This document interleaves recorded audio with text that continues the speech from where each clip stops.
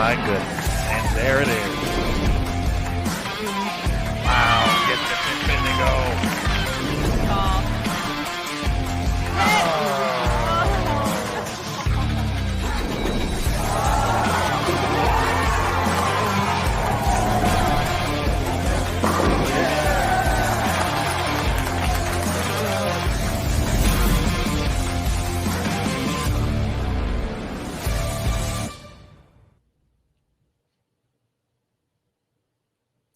Hello again, everybody, and welcome back to Bowl TV for continued coverage of the 2021 U.S. Women's Open from Double Decker Lanes in Rohnert Park, California. My name is Aaron Smith with Bowl TV, and we are ready for B Squad to hit the lanes for their first round of qualifying. We got to see A Squad compete a little bit earlier today. Sherry Tan, the standout player in the field from A Squad, leading the way as we get underway here. Let's first head out to the lanes as the very first shots are going to be traveling down the lane here for our competitors here on B Squad. We'll get you a rundown of the standings as more. We're back on our 36-foot condition.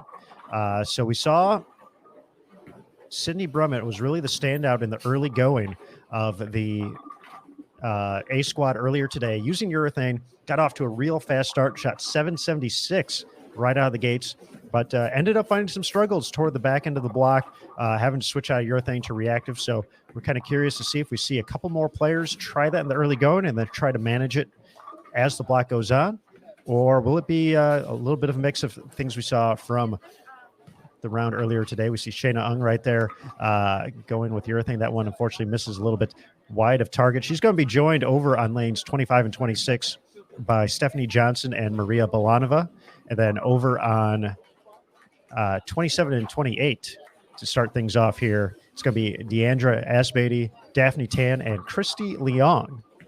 But of course, here on BowlTV.com, you are able to watch every pair in play. So very awesome opportunity to check it out. Follow your favorite athlete as they make their way, their journey through the U.S. Women's Open. First, hoping to make the top 24 after 3 rounds, and hopefully the CBS Sports Network final on this upcoming Tuesday at 7 p.m. Eastern. And then finally, one player going to be taking home $100,000, the first 6-figure payday in professional women's bowling history, up for grabs at Double Decker Lanes this week. So as we settle in here, we're going to get going. This is an 8-game block. We'll run down the scores from earlier, talk a little bit about who's on the squad as well, who you can expect to see out on the lanes today here on Bowl TV from the U.S. Women's Open. So we're going to go ahead, take it full screen.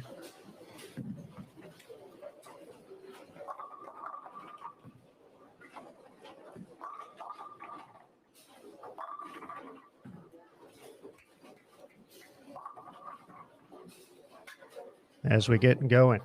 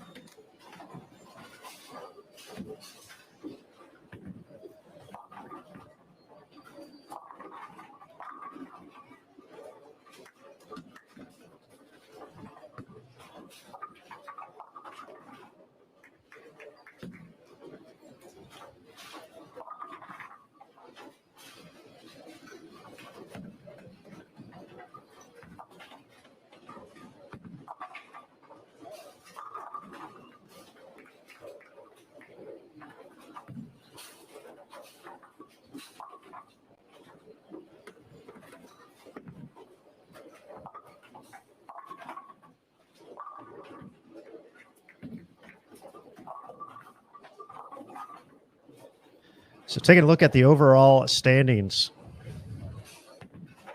I mentioned Sherry Tan, the talented left-hander, 2-time PWBA Tour champion, leading the way. Plus 166 for her 8-game block, a 220.75 average.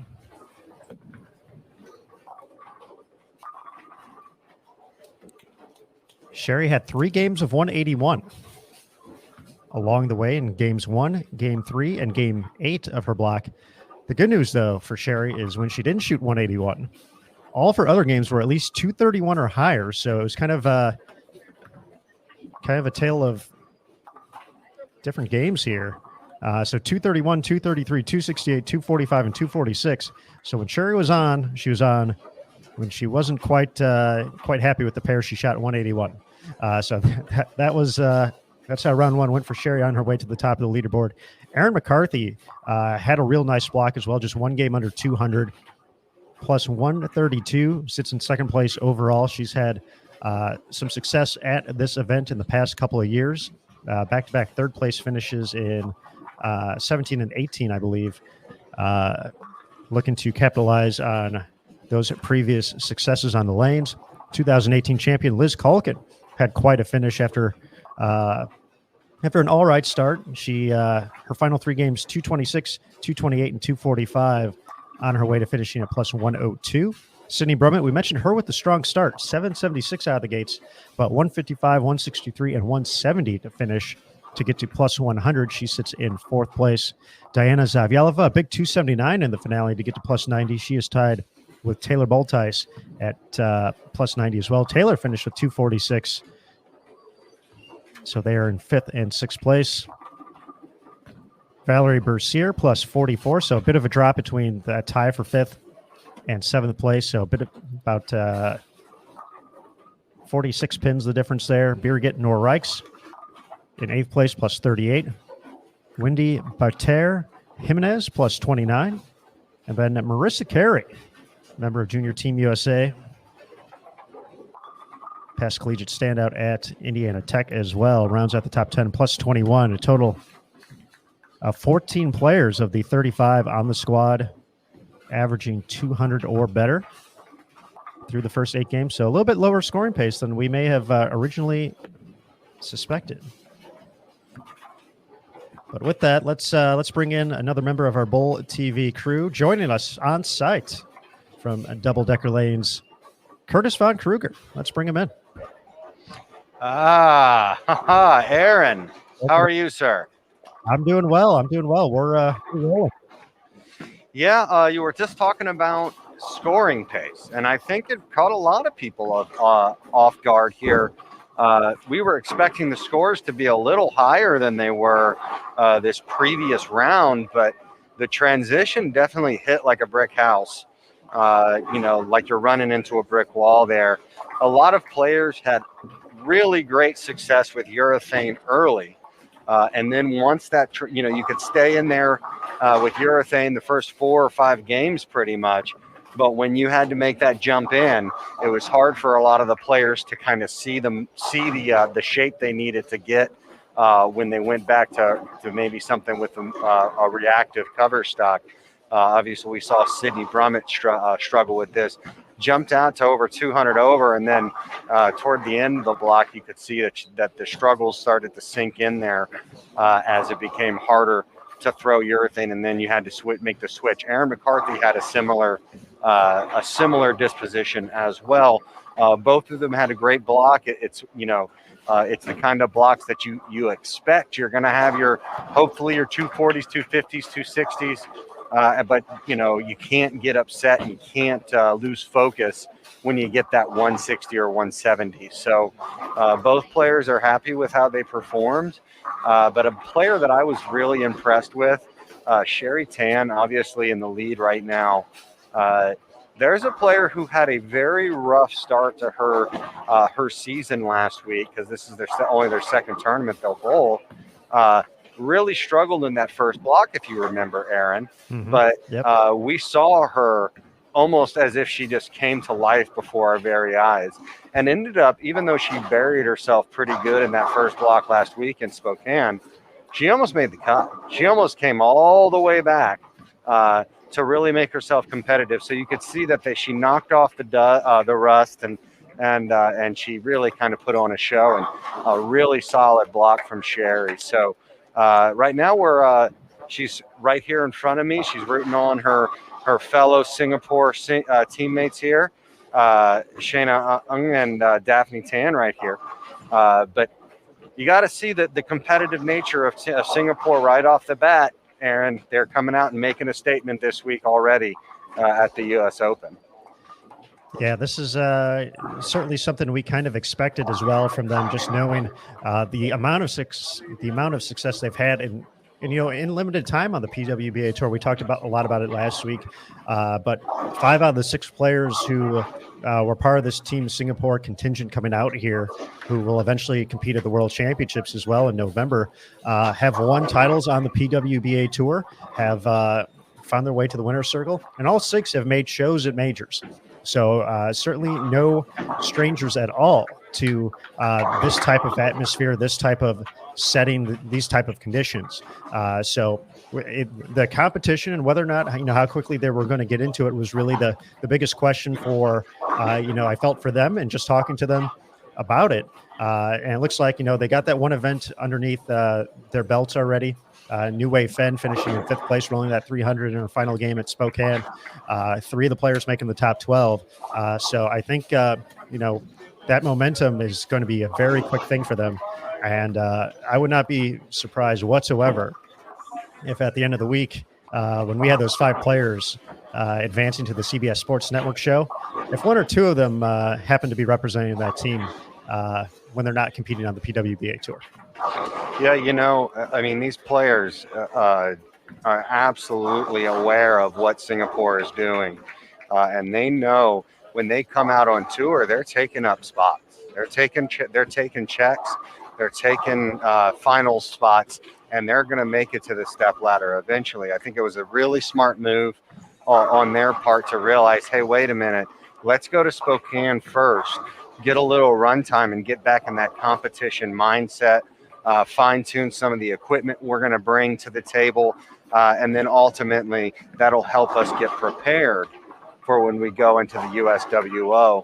Obviously, they were planning on bowling this before the $100,000 announcement, but you've got to imagine that they've even become more focused and dedicated and determined, if that's possible, Aaron, if that's possible, to try to take home that big check. But just like with everybody else, the prestige of winning this tournament for an international player to bring this major home is something that they would cherish and be heralded for when they make their trip back to Singapore. I do have a fun note about that I'm going to pull up here in just a second. We'll go back to full screen, but Curtis and I we'll be hanging out with you good folks here throughout the course of the block. Emil Williams Jr. will be back on the call as well. But I believe if you look back in the histories of the U.S. Women's Open, I think we have to go all the way back to 1982, the last time an international player actually took home the title. Was that person from Australia? She was not. Oh, no. I see who you were thinking. And Carol Giannotti is a major champion on the PWBA tour, having won the Queens. She did not. Oh, it was the Queens, not the Open. My bad. Who we got, though? Who we got, Aaron? I'm rummaging through my already started TV notes to see if I have included it. 1982, Japan's Shinobu Satoa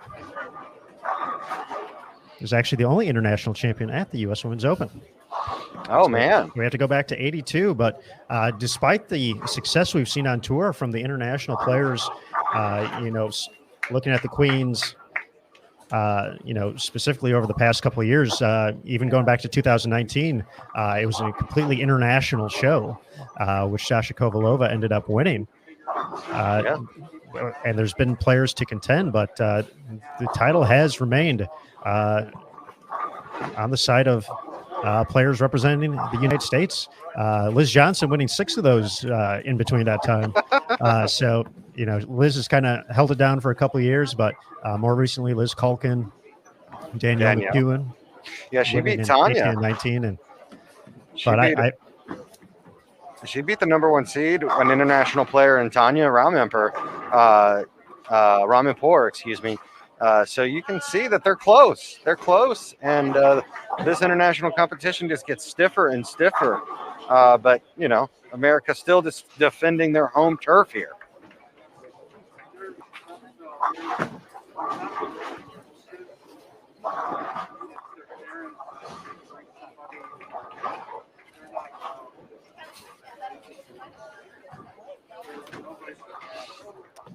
A few comments in the Bowl TV chat. Cara Honeychurch did win quite a few things, but the U.S. Women's Open was not one of them.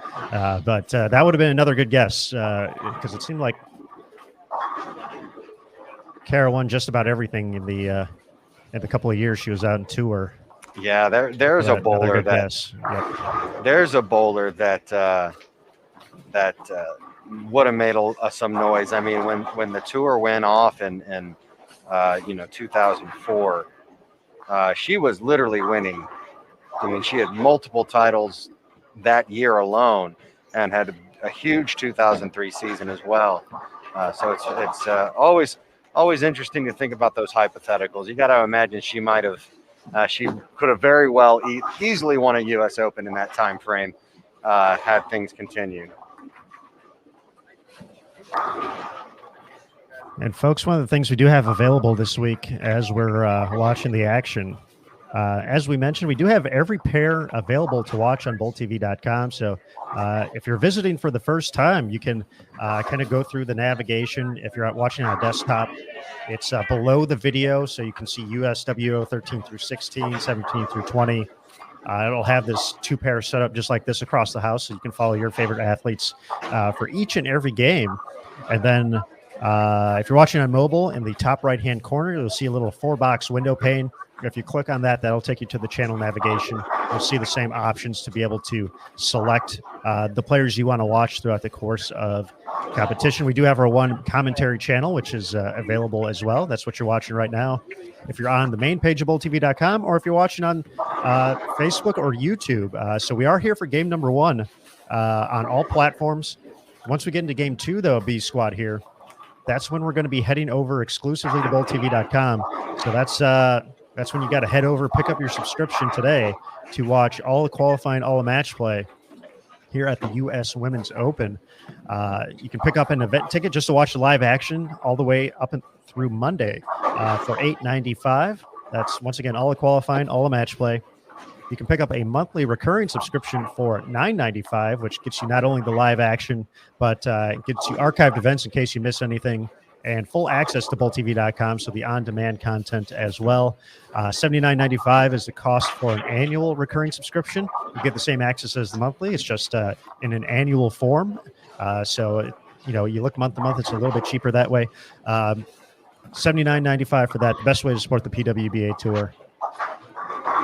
Transaction fees do apply for all three.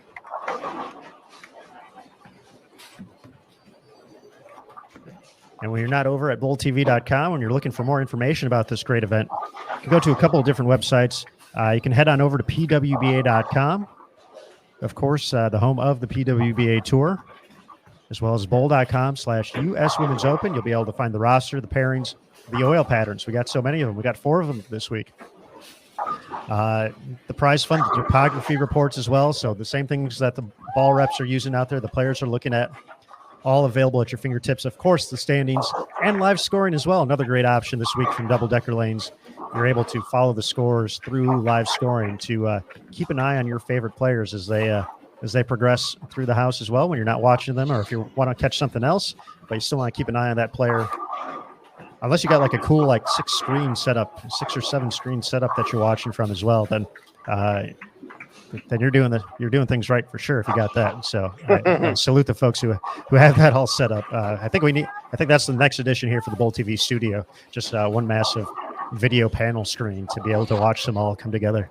I wish it looked like that video panel screen that Bruce Wayne put together in the Dark Knight to track all the cell phones. That was pretty fancy technology right there. Yeah. Not gonna lie. Yeah, that'd be cool. Here's my pick right here. One of my I mean, it's hard to call her a dark horse because she's pretty darn good, and we know that. But Stephanie Johnson, I really like how she's going to match up. She's going trying to get off to a quick start here. 230, 234 wouldn't break her heart at there, Aaron Smith. No, not at all. And she gets that first hit in the 10th, so already into the 220s. She'll see if she can get one more. Shayna Ung. We talked about the different strategies on this 36-foot pattern. We see Stephanie going with the reactive, creating a little bit of shape. Now we got Shayna using urethane, going a little more direct, but both of them finding a bunch of strikes here in the early going. So Certainly something to keep an eye out for. Once again, we kind of talked about with Sydney Brummett. She probably stayed in urethane longer than most everybody, it felt like, especially on the right side. And she was able to get it to, I believe, plus 212 was her highest point. Unfortunately, she fell back to the field, ended up at plus 100 when it was all said and done. But we know you can hang on to urethane for a couple games into this block. We know you can do that, and it can work. As we see Shayna kick off her 10th frame, and she is going to add one more. Yeah, it's definitely. I really think that urethane will stick around until about the 4th or 5th game, and then it's once it's there and everything's kind of started to carry down and burn up inside of you with people who are throwing reactive, it starts to get really, really difficult to play that line. Really strong finish here for Stephanie Johnson. Going to put her in the 230s already. Really nice start here to her tournament, and I like how she's playing these lanes. It'll be a little more consistent for her. And if you can get that angle, if you can get the ball through the front part of the lane and get it to read correctly, man, you can put some strikes together. Another nice shot there by Shayna. Wow. Can't hate that right there, Aaron. Cannot into the 250s. She goes. Where she'll stop, nobody knows. Nicely done. Some good teamwork there on that rhyme. I like it. Some other big scores throughout the house. Daria Payuk going to be in the 250s, 258 her max score. Cannon Pluhowski going to be in the 220s.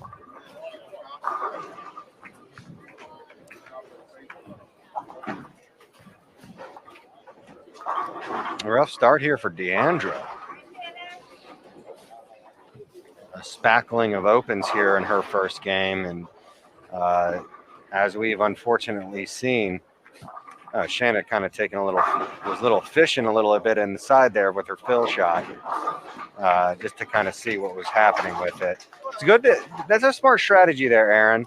Another tough break there for Deandra. Pocket 4.9, little high, but definitely could have carried just as easily as at 4.9. So she's going to find herself most likely in the buck 30. So she's going to be starting way behind the head pin, if you will.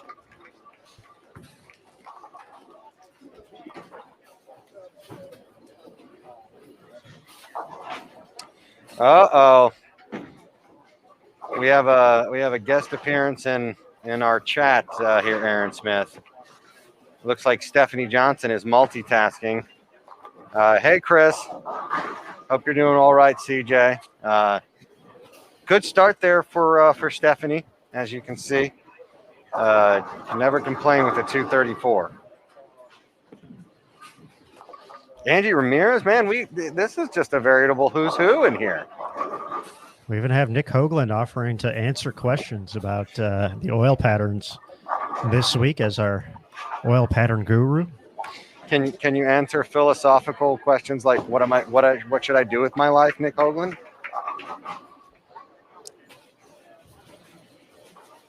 I'm not sure if he can help with that, but if you have a question about this brand new lane surface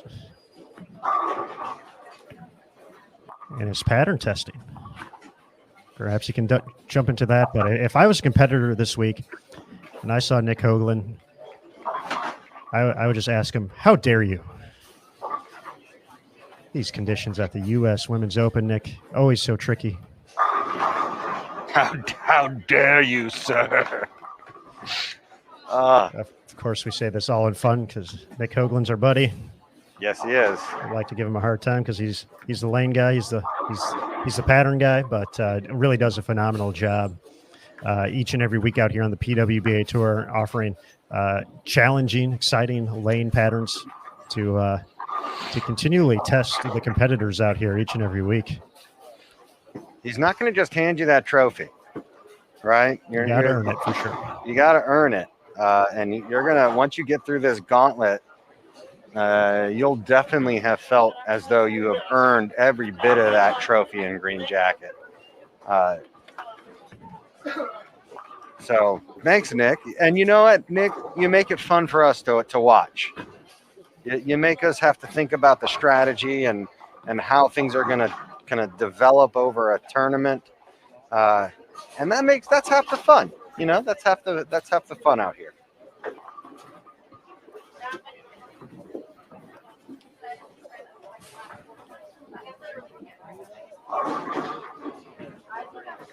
Yeah, the Bowlers did have a really tough time in this first round, and we saw the first game provide a lot of difficulty for players in the first squad as well. Again, this Angie raises her hand. Uh, Angie, would you agree that kind of put you on the ship spot here? It played a lot more difficult than we expected it to, based off of what we saw in practice.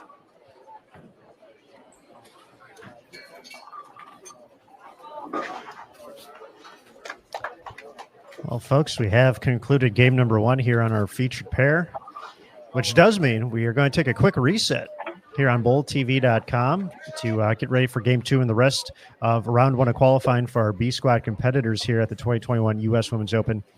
That does mean for the folks who have been watching on Facebook and YouTube, we will be saying goodbye for right now.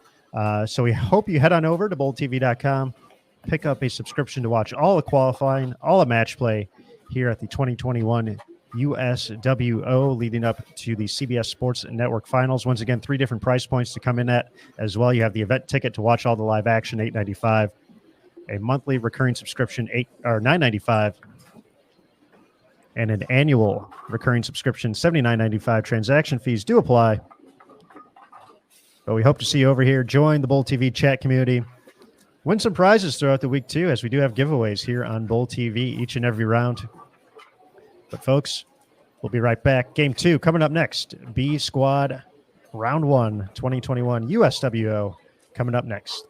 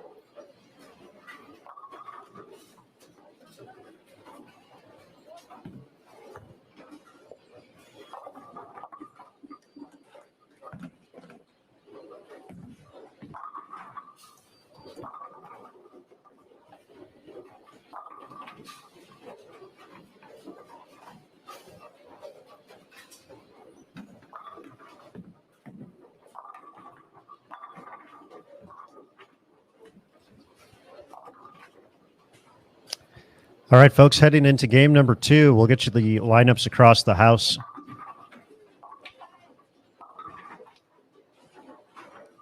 Over on 13 through 16, you'll find Jordan Richard, Brianna Clemmer, Annalise O'Brien, Roberta Van, Jennifer Hokersack, and Shannon Pluhowski. Over on 17 and 18, Summer Jasmine, Adrian Schock, Daria Payuk, and then Crystal Elliott, Clara Guerrero, and Stephanie Zavala. Once again, that's on 17 through 20. 21 through 24, Sapphire Nofuente, Verity Crawley, Jen Higgins, Johanna Puentes, Shalyn Zolkifli, and Rocio Restrepo. Here on 25 through 28, you'll find Amber Wurs, Misaki Mukutani, Shannon O'Keefe, Brianna Cote, Jazriel Tan, and Katie Jensen. On 29 through 32, Ashley Galante, New Wei Finn, Elise Bolton, Stephanie Johnson, Maria Bolanova, and Shayna Ung.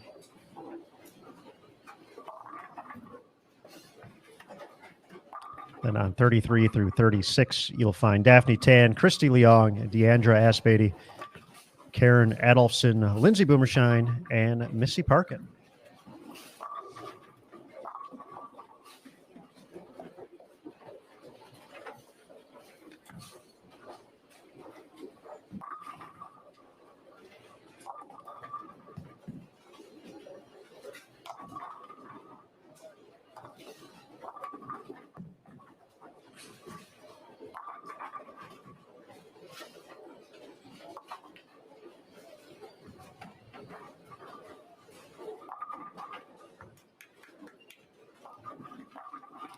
And we do have scores available online, so we'll give you some of the top scores from B Squad.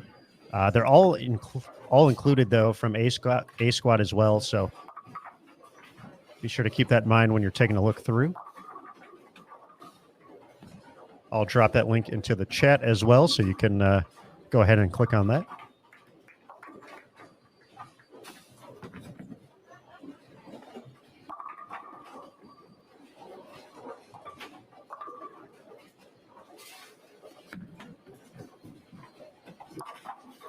But we got to watch the highest game of Game 1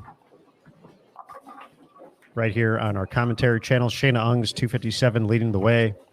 Daria Payuk, 256. Jen Higgins, 255. Verity Crawley, 236. Stephanie Johnson, 234. Adrian Schock, 224, as was Shannon Pluhowski and Rocio Restrepo. Maria Bolanova, 212. Clara Guerrero, 210. Jordan Richard, 204. Christy Leong, 204. So those are the players who averaged at least 200 in Game 1. And then Shannon O'Keefe and Misaki Mukutani, who we're watching right now, right behind that, 195 and 194.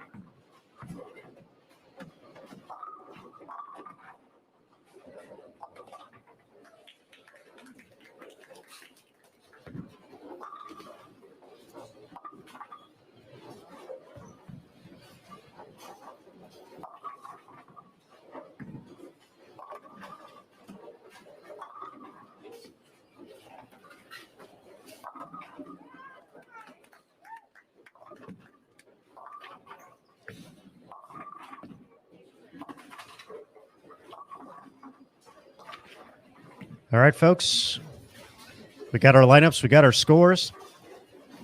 The only thing we're missing here on the broadcast right now are the smooth sounds of Emil Williams Jr. But we're going to rectify that by bringing him into the broadcast right now from Double Decker Lanes. There he is, good folks. EWJ in the house. What's up, good sir? Can you hear me? Loud and clear. Good. I would hope so. How's everybody doing? Hope everything's good. Game one looks superb across the building, Aaron. Obviously, you read off the scores, and I was able to come back in and take a look at what was going on. And I saw Daria doing what she was doing, obviously Shayna Ung, and it's already obviously off to a good start. Makes for an interesting rest of the squad to see how things compare to what we saw this morning. Absolutely. We talked a little bit about some of the interesting dynamics throughout the course of that first block. Obviously, the urethane talk, Cindy Brummett's rise. Whoa, oh.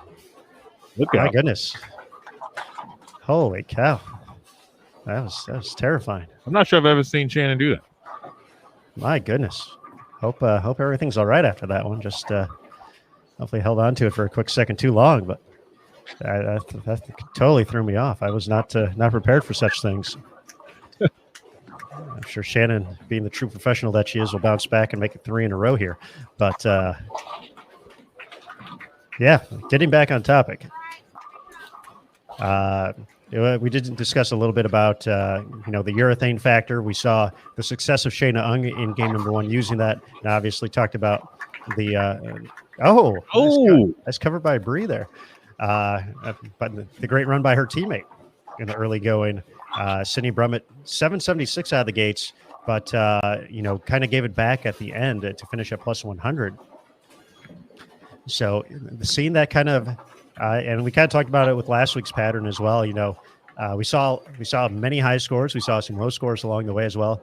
But there's certainly an opportunity to get your scores today, which is very important, knowing what's coming up tomorrow with our 40-foot flat condition.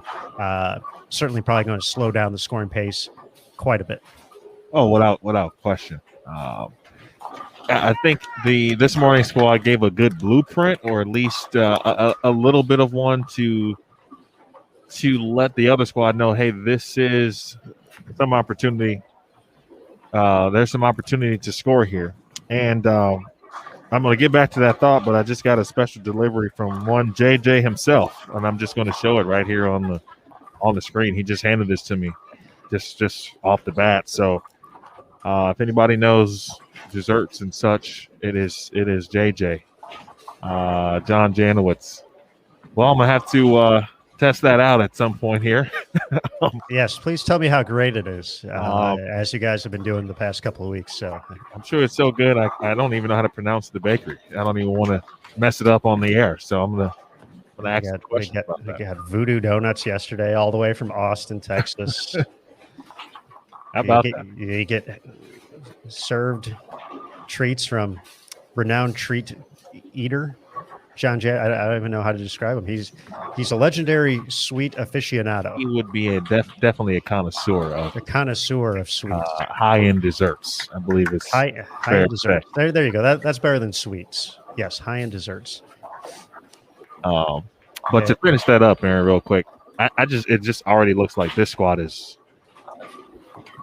going to put more score up overall than the earlier squad, but obviously things tend to even out sometimes when you got to bowl over 8 games. So,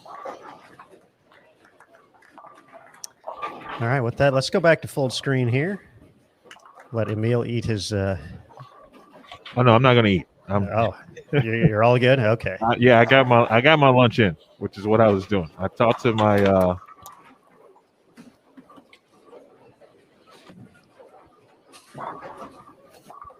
I talked to my fam, and then I had to eat, thanks to Jason Thomas, who was able to secure some items for Curtis and I. And now I'm good. I can get through the next squad. All right, that means I'm heading out for dinner. Have a great night, everybody. Yeah, you can go right ahead, Aaron. Do your thing. By the way, hello to I missed there were a ton of hellos, so I appreciate you. As always, Joe and Paula and Tabitha and Jeff, my man. And Jillian and Ken and everyone in between.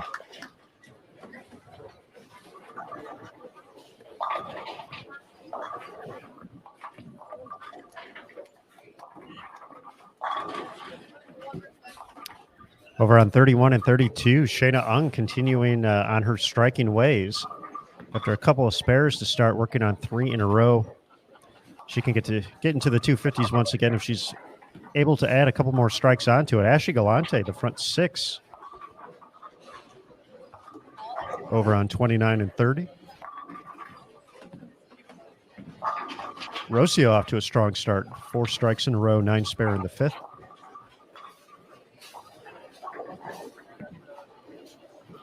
And Shannon Pluhowski started with 5 out of the first 6.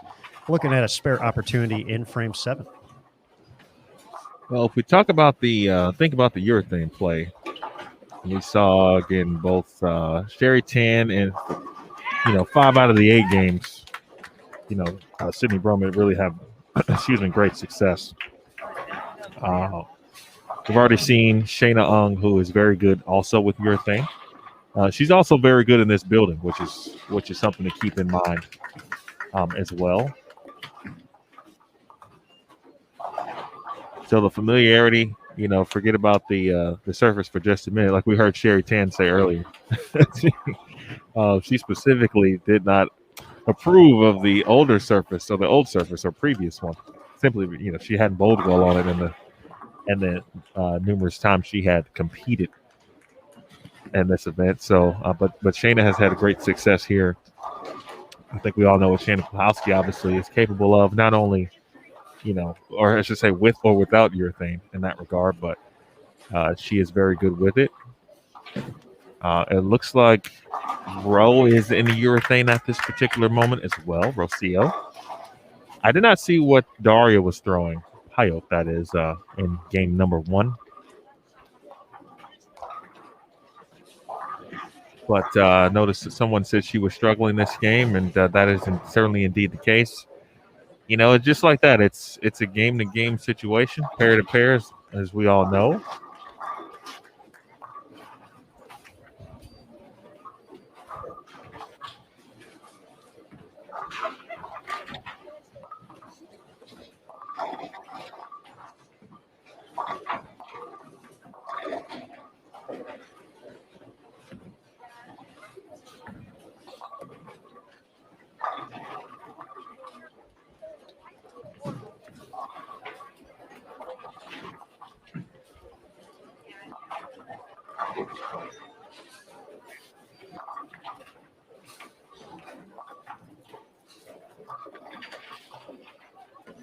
Jerry Johnson watching from Las Vegas.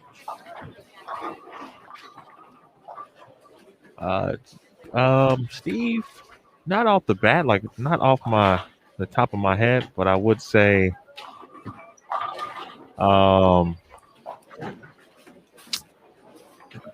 there are a few good places in the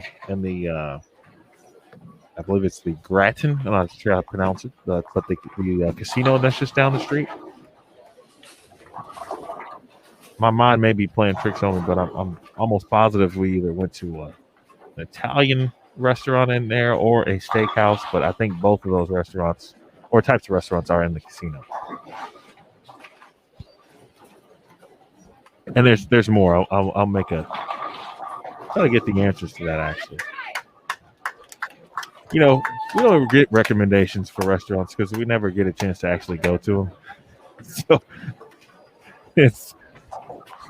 it never really works out in that regard. But you do get people to bring you food, though. So, well, I mean, which is pretty awesome. It's helpful to be on a very nice crew.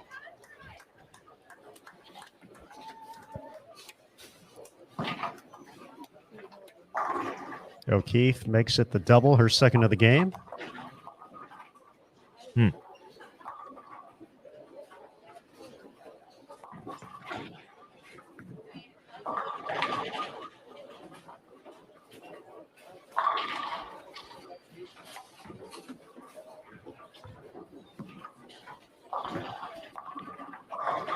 That's a really good shot there from Misaki, who was really the first player that I've kind of seen it kind of slow roll with a little belly, a little circle to it with urethane and playing out there.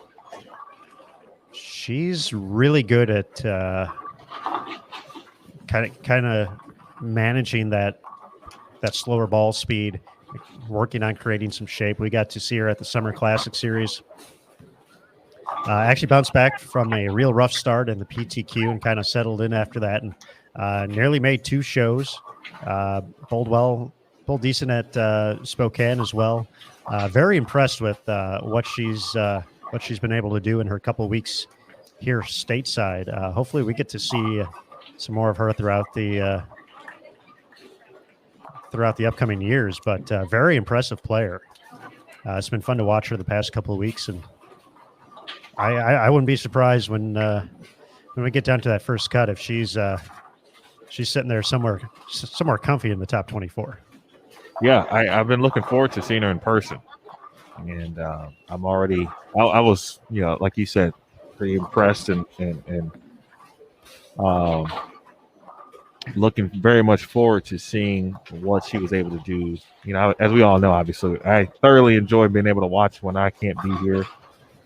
But you miss something every now and then, and you can't see. And what I just saw, just that ability to, as you just mentioned, Aaron, manipulate and make what you have work.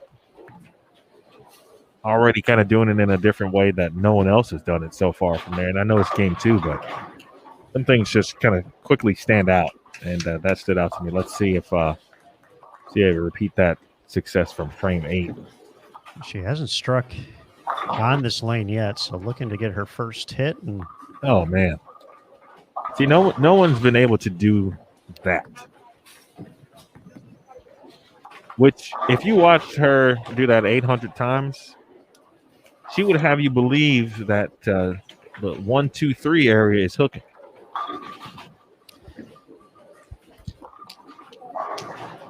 And for most folks, that's not true. That would be in the gutter. Like, we'll get an idea of, we could just watch Shannon and how she is playing that same area with. I don't know if I've ever seen Shannon throw your thing.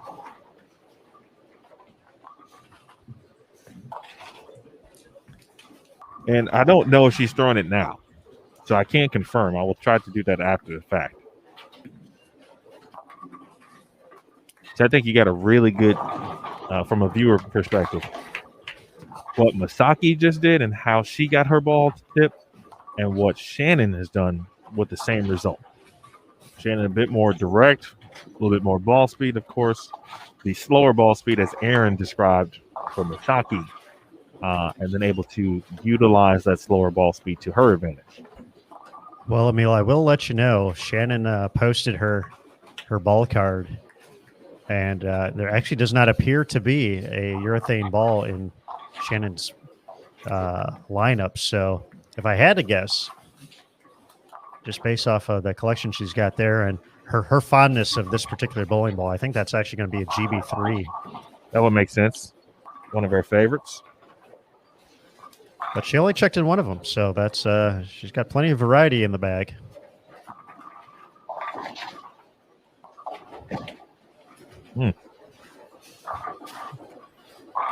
In the bag for Shannon O'Keefe. This is pretty cool to be able to just list off all 10 bowling balls. Yo, appreciate those who maybe we can try to gather as many ball card posts as we can. But Shannon's in the bag here for the first 3 rounds. Hammer Scorpion, Hammer Rodman Pearl, Hammer Obsession Tour, Hammer Web Tour Hybrid, Deviate, Damn Good Verge, Track Strata Hybrid, Brunswick Melee Jab SE, Ebonite GB3, Radical Maximum results, and then the trusty spare ball, the Columbia White Dot.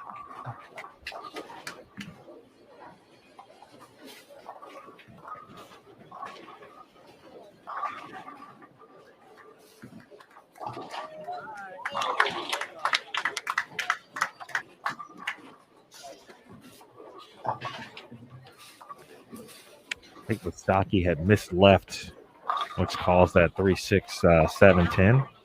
I mean, just a touch too. You could see it. She didn't get nearly as far to that 2-3 area. Now she'll give this a run and make it. Let's go. The Big Spare. That gets her in the 190s.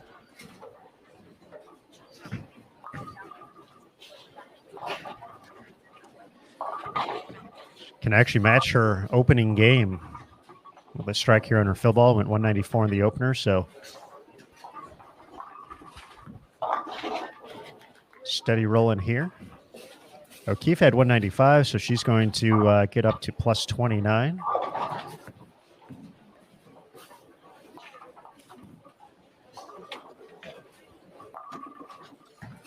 Two for two on the 194s. Jazriel Tan working on 4 in a row.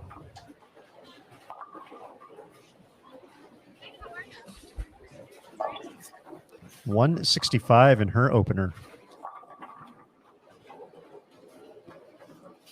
She can basically get back to even here with a couple more. 234 her max score.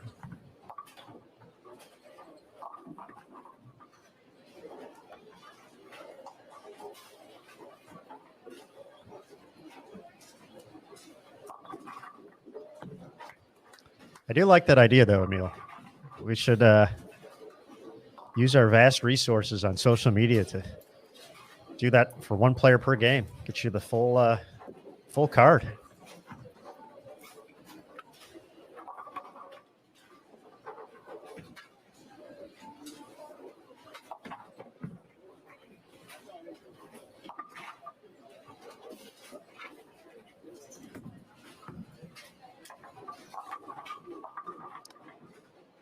Market 188 for Katie Jensen.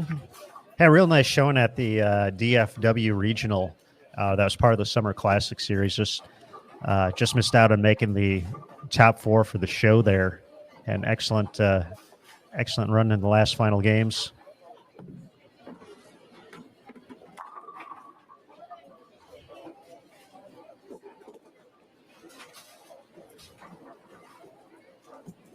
Cote 188 as well.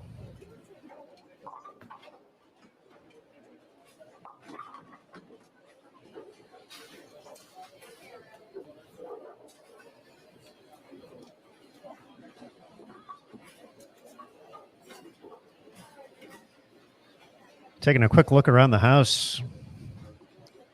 Stephanie Johnson plus 34. Shayna Ung plus 71. Nice 233 there from Jazzy. She gets to -2. Jordan Richard plus 18. Jen Higgins plus 48. Rocio plus 56. Daria Payuk plus 15. Ashley Galante plus 1. I mentioned Shannon at plus 29. Once again, we're getting these from live scoring right now, so these aren't the official tally, but it looks like Shayna Ung is going to continue to lead here after 2 games.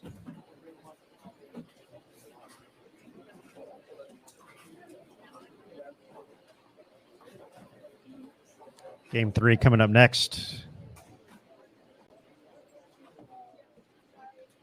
The lineup across the house on 13 through 16. Ashley Galante, New Wave Finn, Elise Bolton, Stephanie Johnson, Shayna Ung, and Maria Bolanova. On 17 through 20, Daphne Tan, Christy Leong, Deandra Asbeatty, Karen Adolfson, Missy Parkin, and Lindsay Boomershine. On 21 through 24, we have Jordan Richard, Brianna Clemmer, Annalise O'Brien, Roberta Van, Jennifer Hokersack, and Shannon Pluhowski. On 25 through 28, Summer Jasmine, Daria Payuk, Adrian Schock,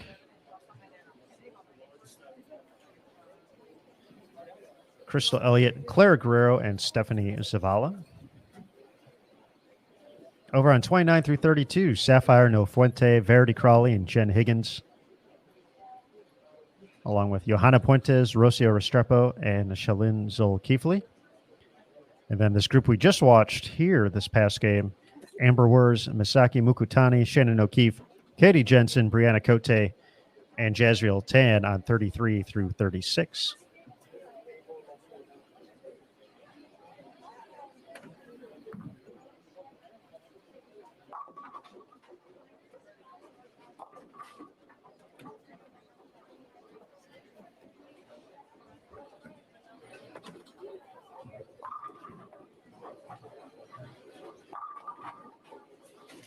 Always a fun topic in the chat.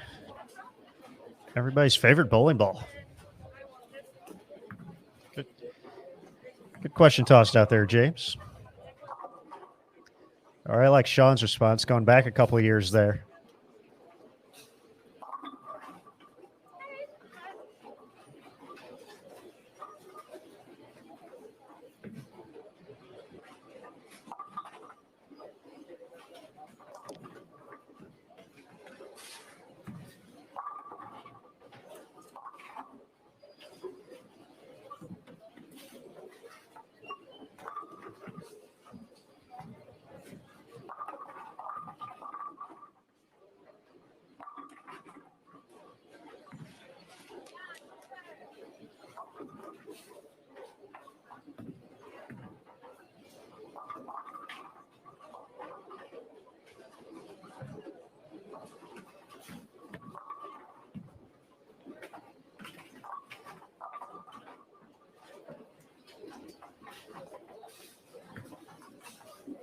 See our buddy Nick going back there with the Black Omega and Bud 2.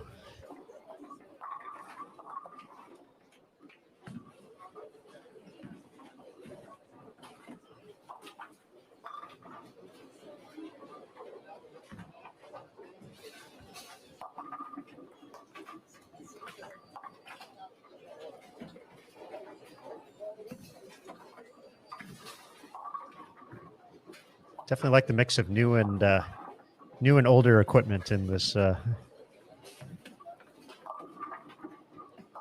this current conversation. Keep them coming, folks.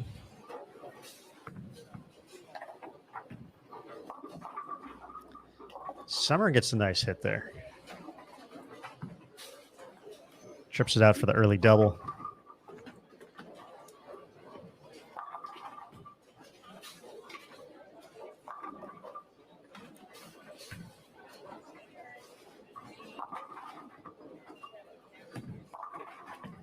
Our first look at Crystal Elliott.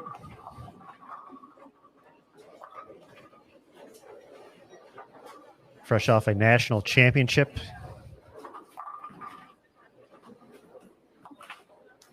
At the NCAA Women's Bowling Championships with Nebraska.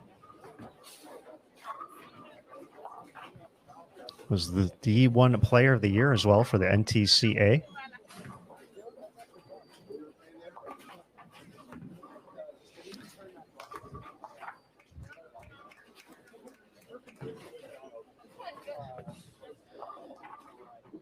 And while we're kicking it with Bud 2s and Black Omegas, it looks like her jersey actually has a little Van Halen feel to it as well.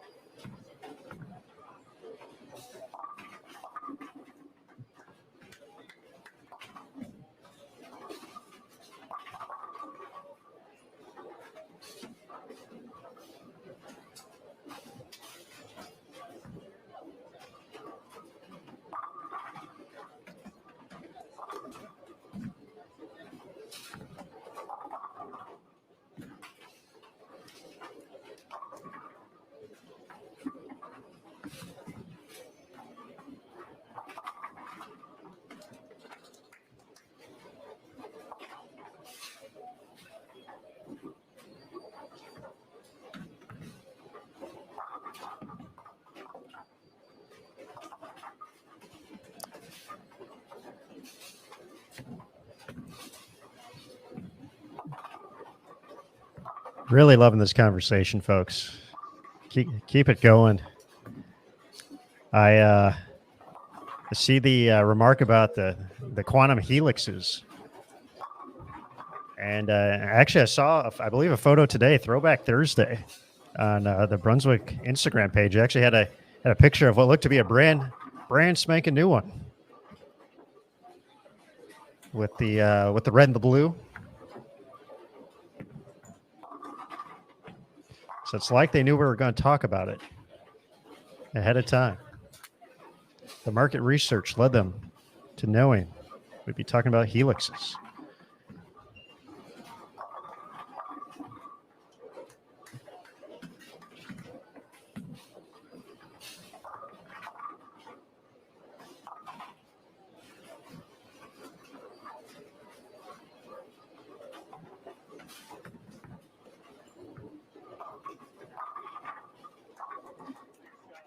Let's keep that conversation going, folks.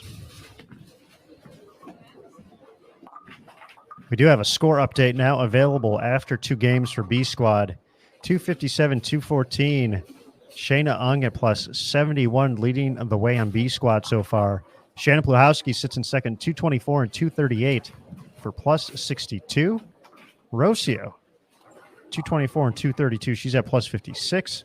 Verity Crawley at plus 55. Jen Higgins at plus 48. Stephanie Johnson plus 34. Shannon O'Keefe plus 29. Jordan Richard plus 18. Daria Payuk, an up and down day so far, 256 and 159 to get to plus 15. AJ Shack at plus 8. Maria Belanova plus 3. Ashley Galante plus 1. Those are your players on B Squad who are averaging at least 200 through the first 2 games. Jazzy Tan at minus 2. Misaki Mukutani minus 12. Lindsay Boomershine minus 26, as is Christy Leong. Missy Parkin minus 28. Daphne Tan minus 30. Shalyn Zolkeefly minus 31. Claire Guerrero on our featured pair right now at minus 38. Crystal Elliott minus 55. Stephanie Zavala minus 55. Summer Jasmine on our featured pair right now minus 73.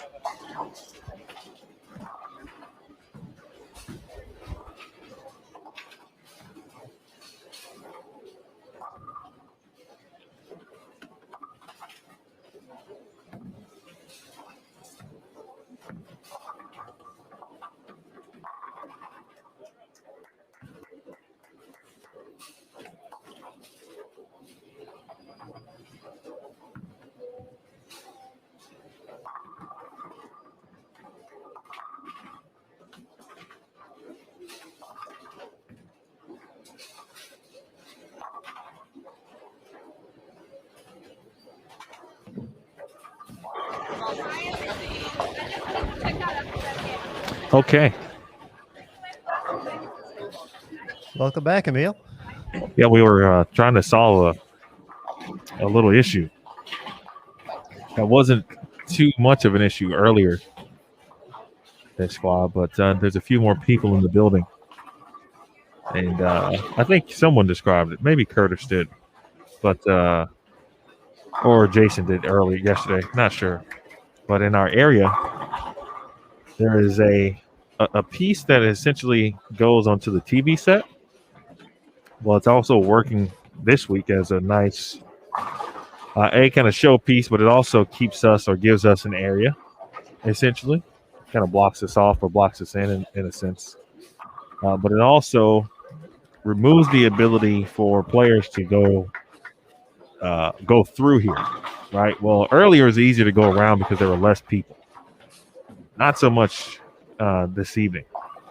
So we basically just kind of adjusted some things to give the players more space to maneuver so they can get to 27 and 28 or 25 and 26 basically. So yeah. Good work from Curtis and Cease. Well, there we go. Yeah. It's not always just about the live stream. Sometimes you get you get involved in some other things that will overall help and benefit the tournaments. All about benefiting the tournament.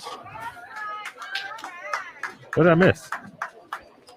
We've gone down a very fun topic of discussion, mostly about favorite bowling balls. Oh, okay.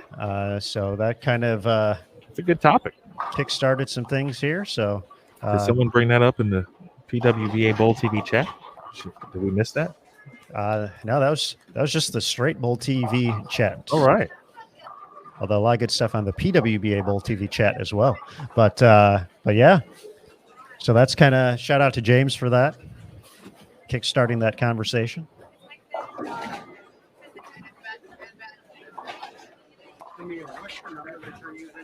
And you get folks talking about bowling balls, it kind of takes care of itself there for a couple of minutes. So a lot of great trips down memory lane, if you will.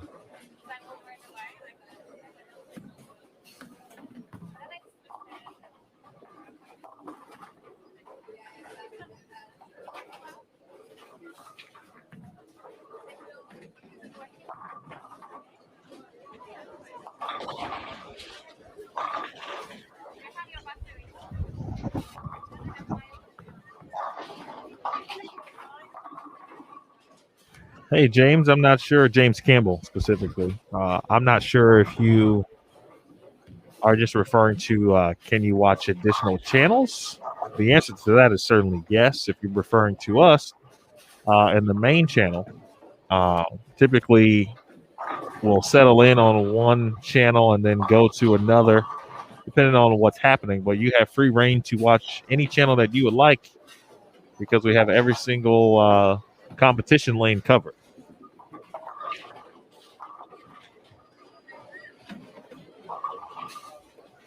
So depending on how you're watching via device, if you're on a computer, for example, you'll see the channels at the bottom, essentially, of your screen, bottom of the video feed specifically.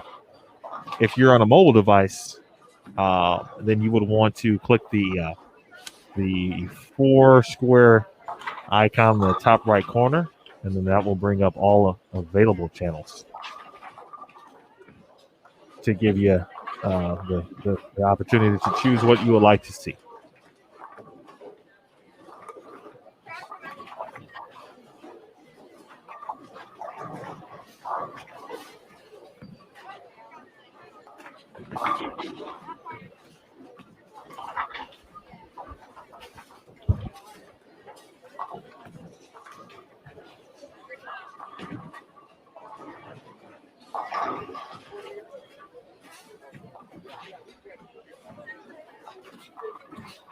I had a good discussion about bowling balls. This is our guy Mike's wheelhouse here.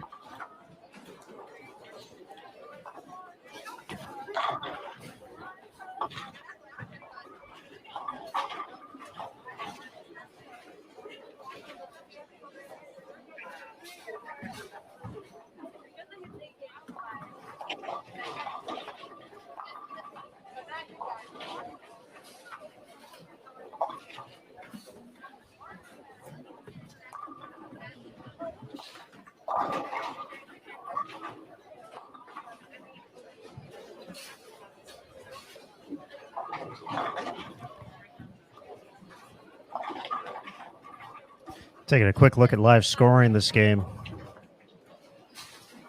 Stephanie Johnson off to another strong start.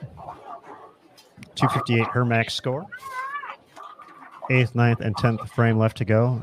Shayna Ung started with an open, but finding that rhythm once again. 3 in a row. Frames 5, 6, and 7 up in the 8th right now, looking to add on to that leading total. Brianna Clemmer, 5 out of 6. Still has 279 out there. Seeing Daria get things going here. Jen Higgins started off with the front 4 before a couple of spares. Brianna Cote, spare 4-bagger, followed by a 9 spare.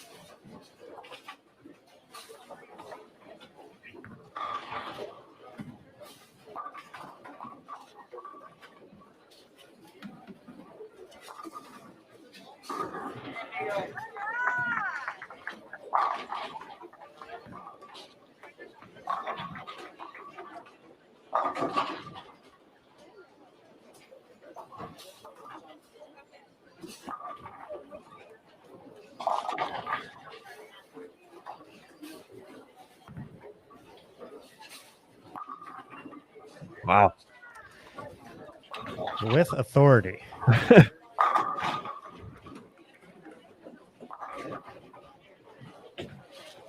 All right, looks to be in good rhythm. I talked to Sean Ryan from Team Storm, the ball reps here, and in my best paraphrase, but to try to be as quick about it, in a sense, I don't think we should see, at least not early, but we shouldn't see too many players making big jumps left early. I think the plan there is to try to be a bit closer to that right side part of the lane and where all of the friction is, where you see all the players playing. And we were just talking about, like, we watched Shannon, we watched Masaki, for example, be able to kind of circle it. The opportunity to continue to stay there and put up some scores definitely there. And the way it's going to be there is because the players are playing closer to the spot as opposed to trying to get left and get to it from that angle. A little bit steeper allows them to be a little further right. And I think he also said don't get it twisted. The gutter is still not hooking, but and part of a lot of that obviously is due to the topography. But you have to basically they're trying to combat the topography by playing the proper angles to still allow players to get closer to the friction and not have it blow up, which is what they saw a lot of in the earlier squad. Well, the fronts really started to hook. I'm not saying that they won't move left at all. I am saying that they shouldn't be doing it too early, and so far it doesn't really look like anyone has made a significant move left. Getting all they can from these angles currently.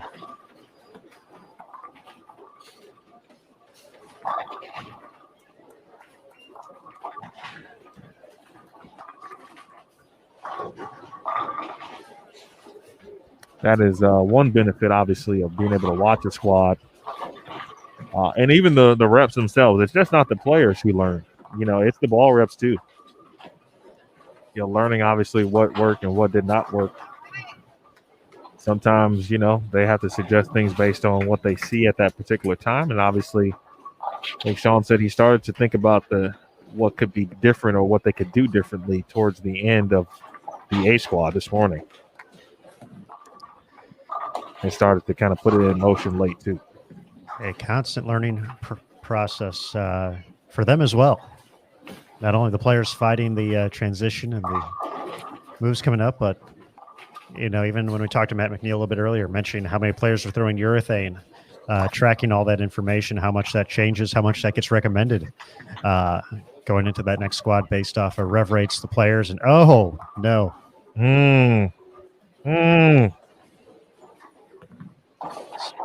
Look at the pins be so mean to Clara, working on 3 in a row.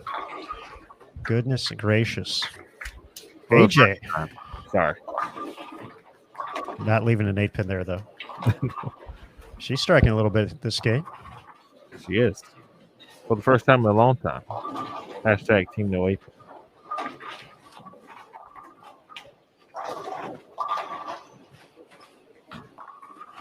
So AJ Shack's going to get into the 230s here. The late string of strikes, the 2018 all events champion at the USBC Women's Championships. Rolled on one of the final squads.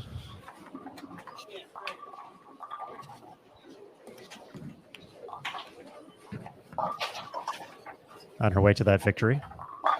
Oh, there's another one. I didn't see who that was. I believe it was Roberta Van. Pin's doing Roberta wrong.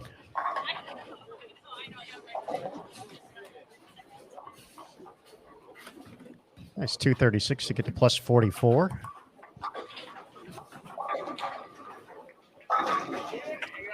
For AJ. See if Daria can keep it going. Just that 210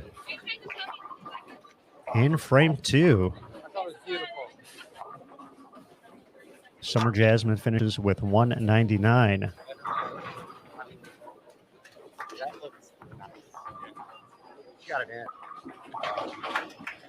Wow. Fine. That's trouble for the rest of the field if that's going to hold. Yeah, that there definitely was left. Like about 13, 14 at the arrows.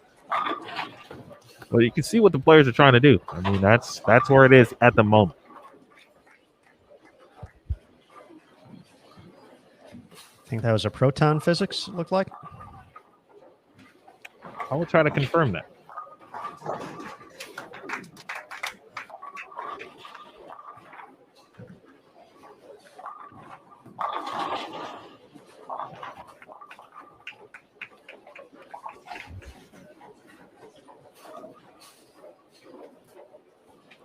See if she can add one more. Already in the 250s. Got that one out. I can make it all the way back, but rather have it there. Going to be in the 250s. Ball is trying to hook from El Cerrito.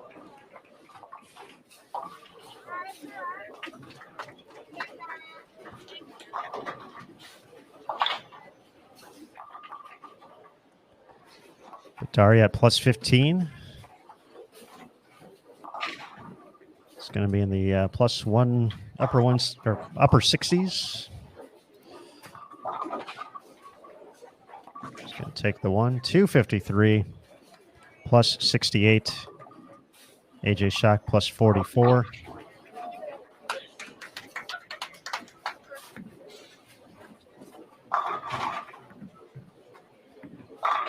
Clara at minus 38 entering this game. Still gets to 237, so chance to nearly make up all the ground.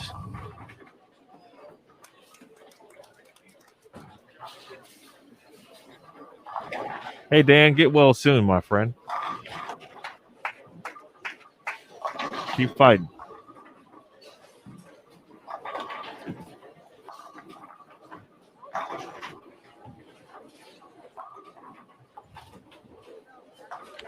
I think you were correct on ball choice for Daria. Yeah.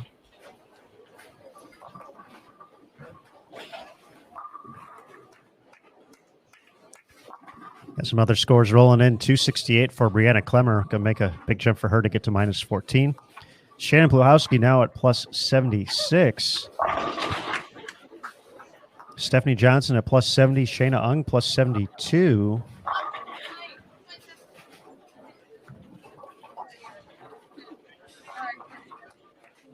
Daria at plus 68.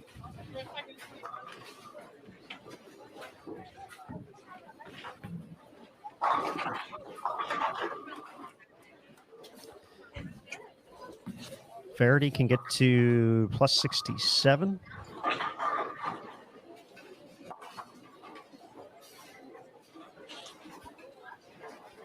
So it looks like the player who could actually move into the lead here.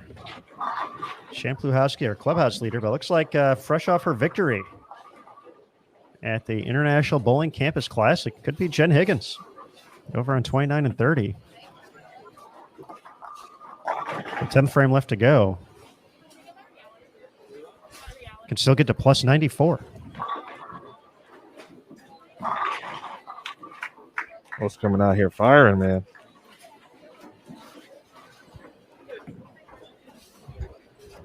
Very much looking now. I was already looking forward to tomorrow anyway, but someone asked briefly maybe how many players we thought could potentially be in the top 10 from this squad, and right now it's going to look like several.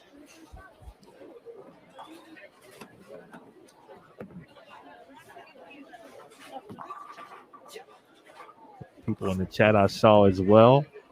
I got Greg for Bowl Dry. My man Omar Arnett and NDO watching as well while trying to win a cool 5,500 in a summer league. Summer league, 5,500.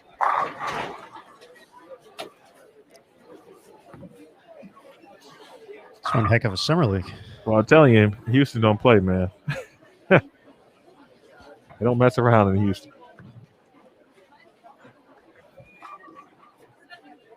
Shout out to Odo, my Shot Town homie.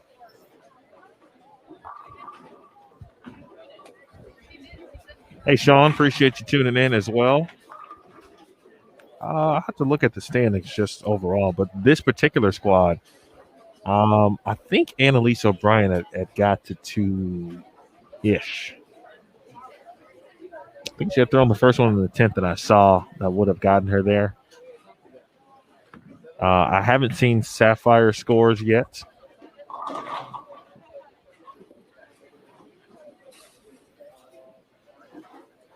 Sapphire's minus 43.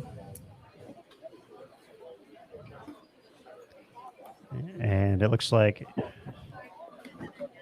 not finding Annalise's score at the moment through live scoring, so not all the pairs have switched over yet to the next game. But we'll have all that and more in just a little bit. You know what else we're going to have, Emil? What do we got? Very shortly on... Come on, 10-pin. What do we have? I'm sorry, I got distracted by the 10-pin. What do we have? We're going to have an interview posted with Aaron McCarthy, who had a fantastic opening round here at the U.S. Women's Open. Finished in second place for A Squad at plus 132. We're going to be posting that on the Sport of Bowling and PWBA social media channels. So be on the lookout for that coming up sometime here during Game 4 as we move on to that. So we'll take a second to get ready for Game 4 and, of course, get that posted as well. So a lot of cool ways, a lot of different ways to take in the U.S. Women's Open as it's going down.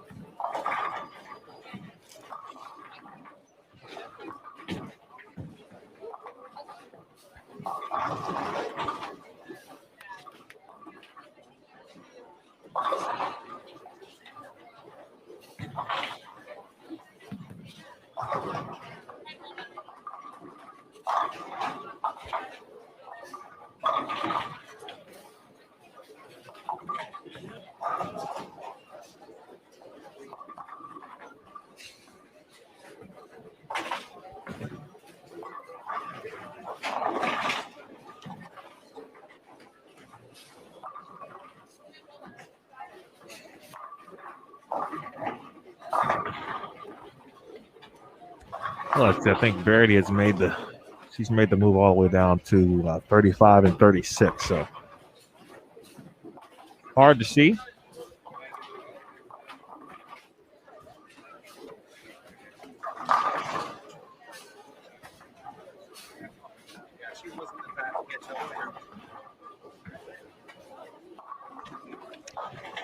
So we'll try to figure that out. And Angie has also figured out some things as well. Sorry, Angie, by the way, I was not on the air at that particular moment in time, but when I came back, I did see your question.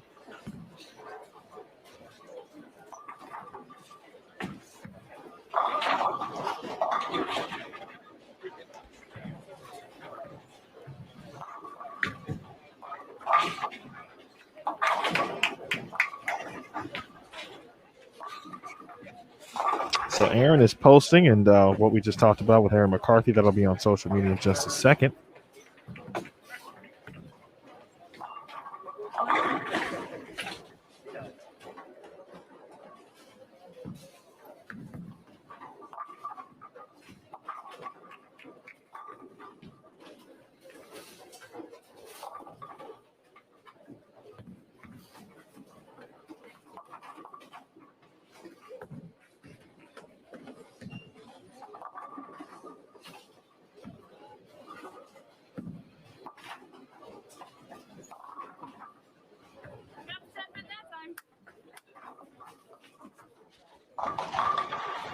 I'm afraid to look at what Angie is referencing. But I always admire her sense of humor when it comes to this sport. So I am going to watch it.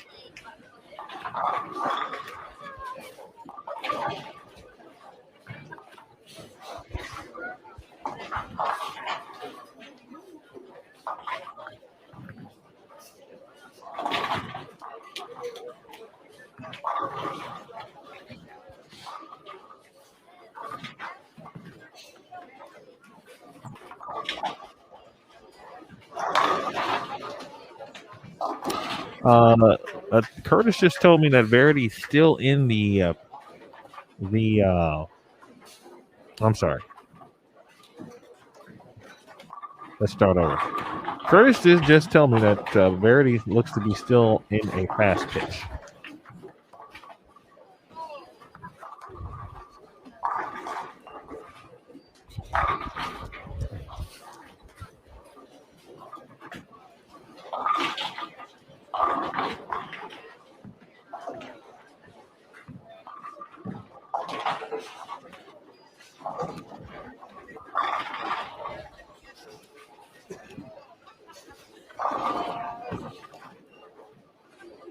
So Adolphson, Parkin, Boomershine, O'Brien, Clemmer, and Richard.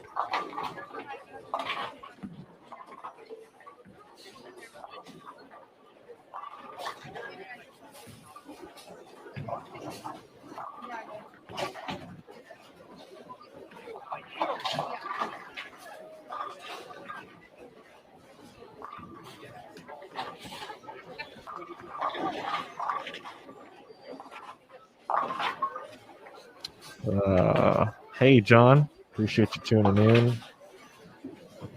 Liz Colkin bowled this morning. And she finished third in the squad at plus 102. One of four players to get to triple digits in the plus category.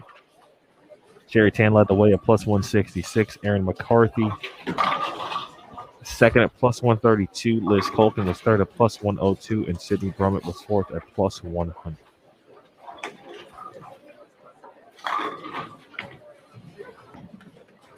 Scores are updated after 3 games, by the way, online. If you haven't checked that already, please do so.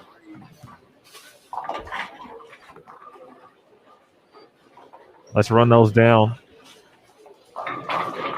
at the moment. So Jen Higgins, as Aaron alluded to before he stepped away momentarily, plus 94, 246 in game 3. Shannon Pluhowski, second on this squad at plus 76, followed by Shayna Ung, now at plus 72. Stephanie Johnson is 10th at plus 70, or 10th overall at the moment, but 4th on this squad currently.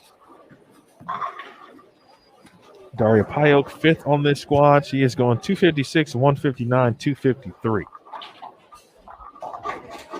Hopefully she can break that pattern, or could be a pattern. Here in game number 4, Verity Crawley, 6th on the squad at the moment at plus 67.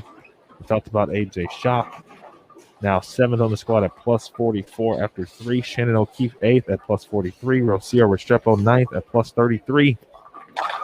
Jordan Richard is 10th on the squad at plus 9. And Misaki Mukatani, 11th at plus 4. Again, on this squad, 11 players at the moment are plus after 3. I dug up my score sheets from this morning after 3 games, and pretty similar, I would say, overall, except for there were 10 players plus after 3 games this morning. There are 11 plus after 3 here this evening. The main outlier, of course, this morning was Sydney Brummett. Yeah, she shot 776 for the first 3.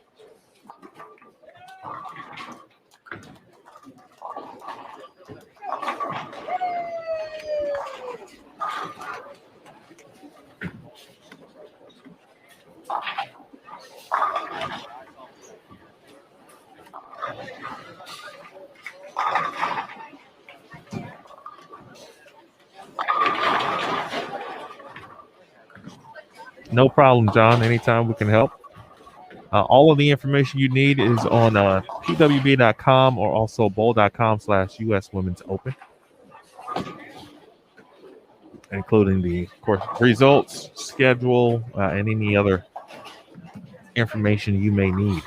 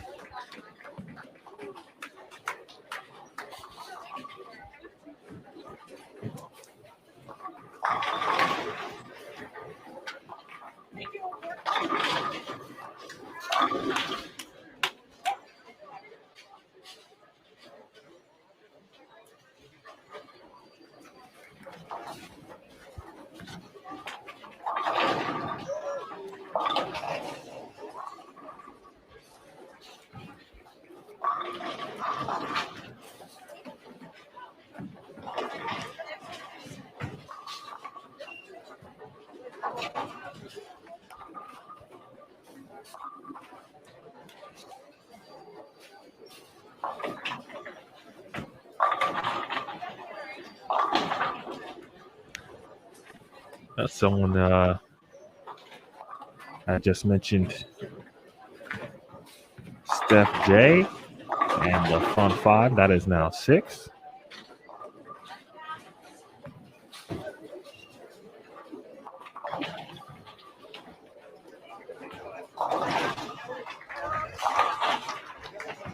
She is on 21 and 22.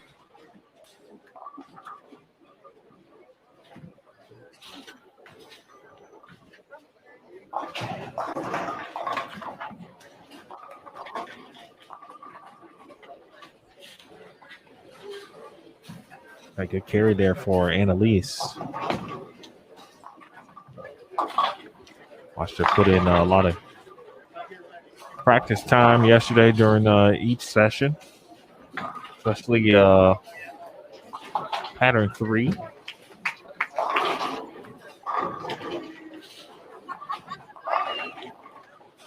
Oh, the 04 into the 9 for Brianna Clemmer.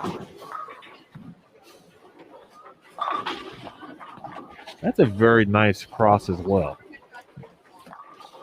Two historically great collegiate players, not too far removed from that environment. Speaking of Jordan Richard and Brianna Clemmer, and then a future collegiate star and professional star, in my opinion, is Annalise O'Brien.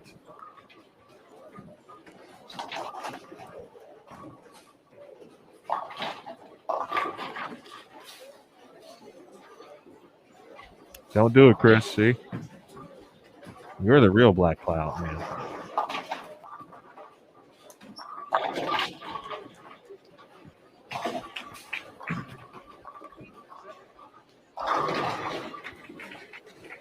Skynet Ken, that is completely correct. By the way, it's your username. First of all, I love it. Is it any at all in relation to Terminator 2 or Terminator in general? But you are correct, and that's without a doubt. That is a fact. I mentioned this a little bit earlier, and at some point we'll have another rep into the booth. Ball rep I'm speaking of, but with the information taken and learned from this morning squad, essentially definitely being applied here to this evening squad, and mainly players seem to be playing a little bit closer to the spot, the friction, or where they need to get it to, as opposed to maybe jumping in, getting left a little too early.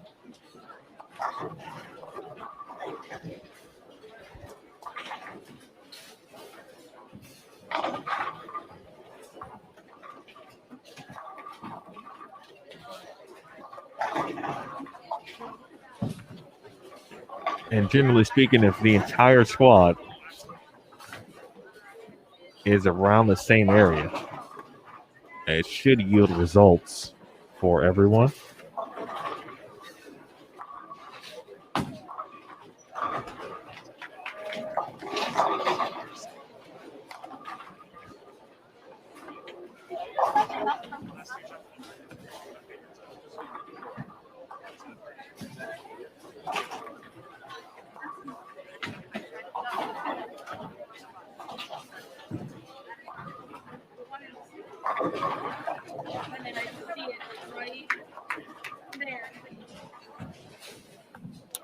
Let's see. Someone needs a link. Are we referring to the link to the lane condition?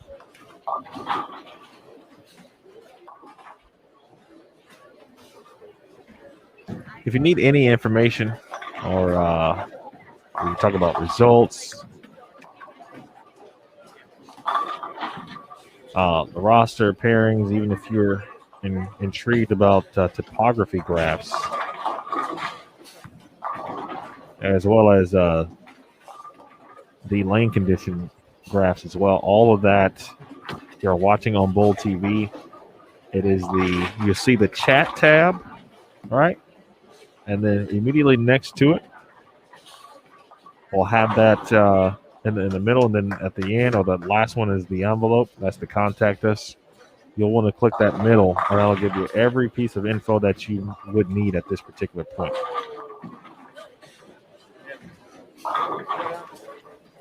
Have a good night, CJ. I gotta be honest. I'm missing that. Everything he just described. I'm very much missing that right now with my own kids at home.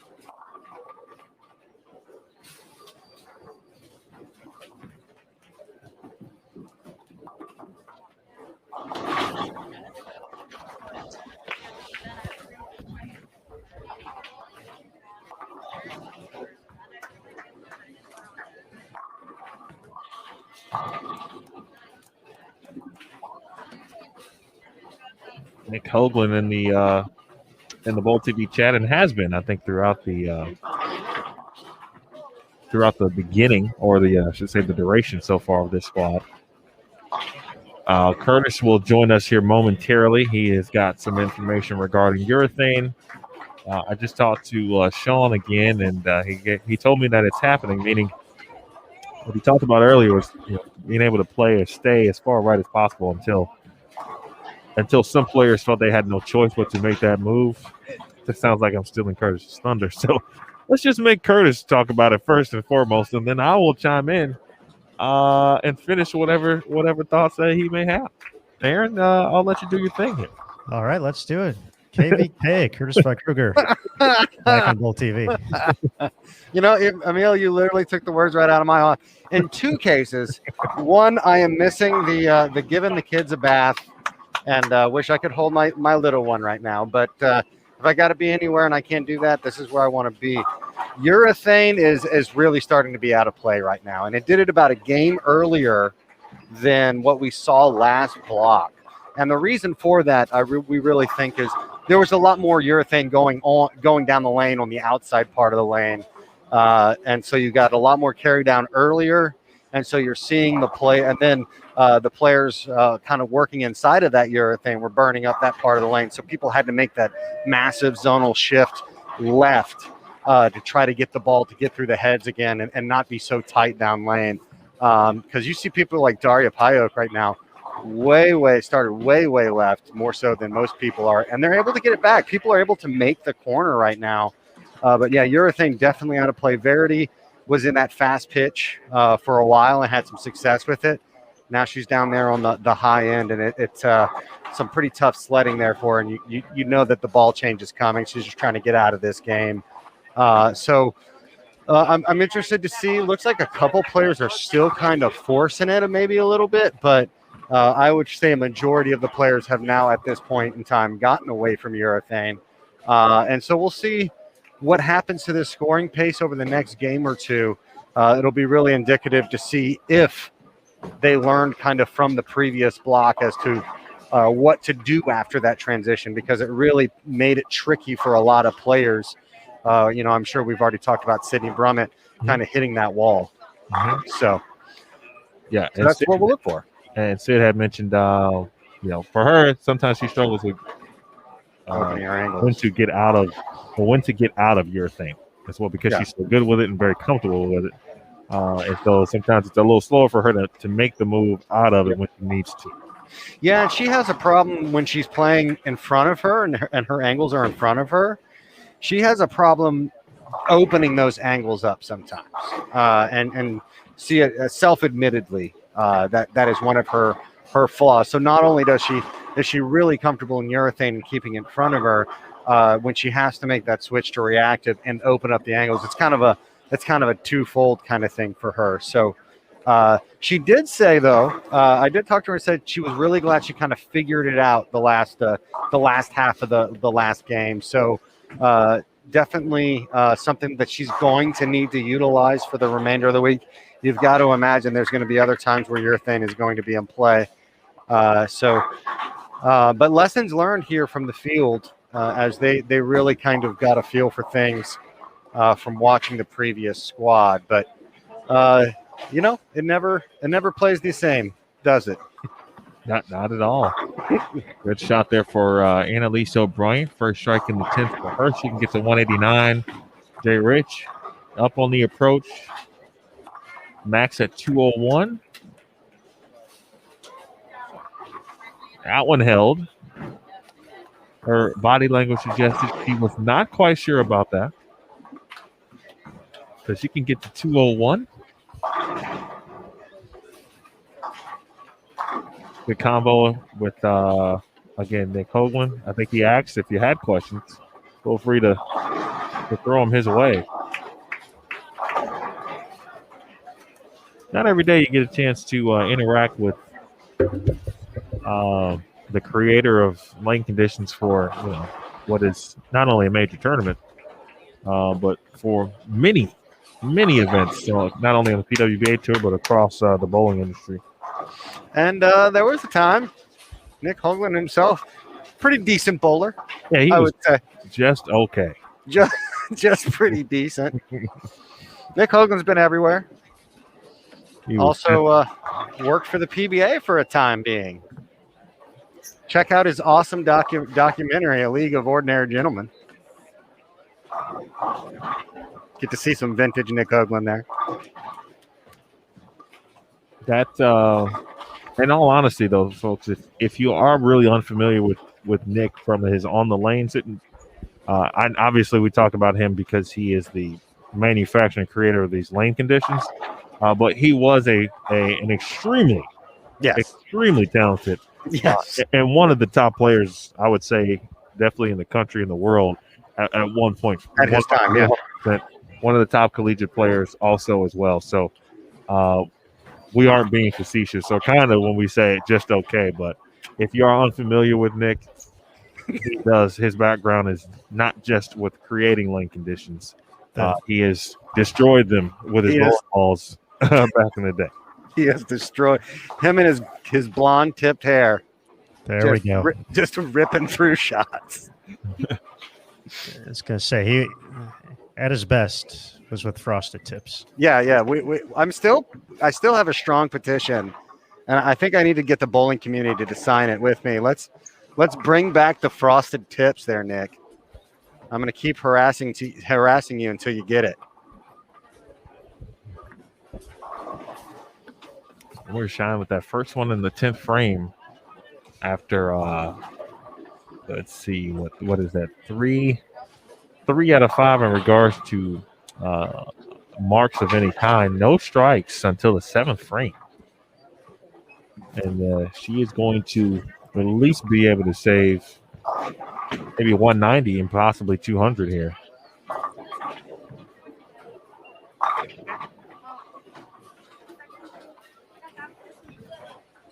Yes. When I say it was Nick Hoagland's documentary, I mean he got a lot of screen time during that particular documentary, as he was the assistant frosted tip for the Eagle in 2001. Yes, sir. Yeah, and I guess that kind of proves our point, Emil Williams Jr., that the man has an eagle. Yeah, it's just again, just wanted to let the people know that Nick has definitely credentials on the other side of the coin, if you will. But we appreciate that. We are thankful for the transition to behind the scenes. It's a thankless job all too often. Being a tournament director is very difficult. Being a lane man, being the lane guy, probably one of the toughest jobs in bowling, unless you're JJ, who never knew a person that didn't love him. Interesting what finish we could see here from Missy Parkin. She was coming back and having some combos with her reps, trying to get to 195 max here. And this will be her first double, if she can find the first one in the 10th. I was going to say that's a good question from Rod. I'm sure I knew the answer, but I'm sure Rod or Nick would be able to expand further on his process. But no doubt in regards to the testing of the patterns and when they do it and how. There's a lot of back end work that goes on in selecting these lane conditions. Obviously, you have historical data on these particular shots. Some of them have been absolutely used before, but there are, just like anything with bowling, there's always kind of this arms race, so to speak, where you're always trying to match up with the changing technology landscape, the changing physical game landscape. So patterns are always constantly being updated, tweaked, tested, and then just go through the process. It's almost like it is like the scientific process where you're constantly gathering information and making changes on that.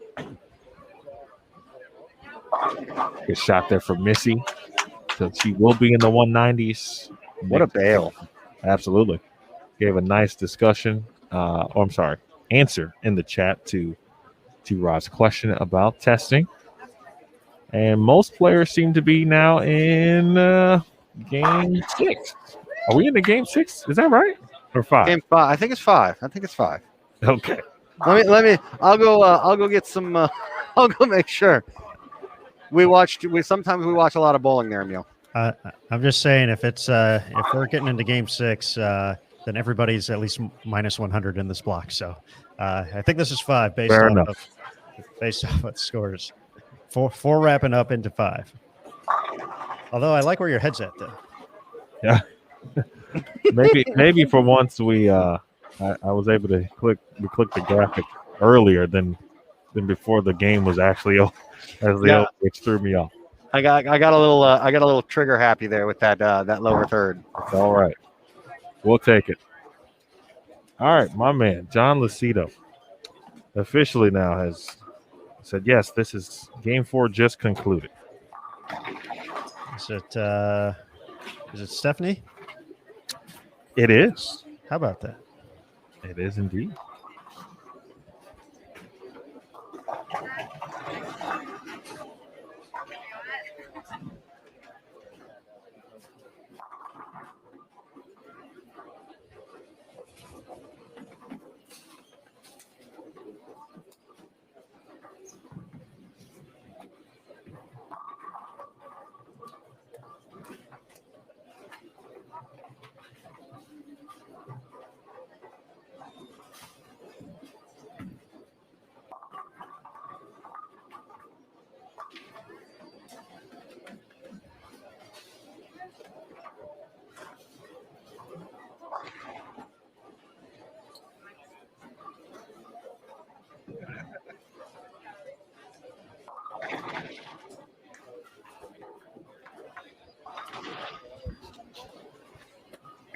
Officially now into game 5.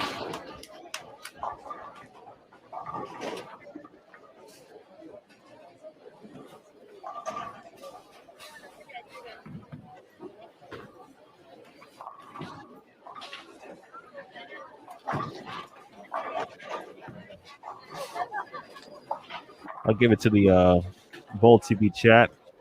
I think the combo is going pretty well here. Overall.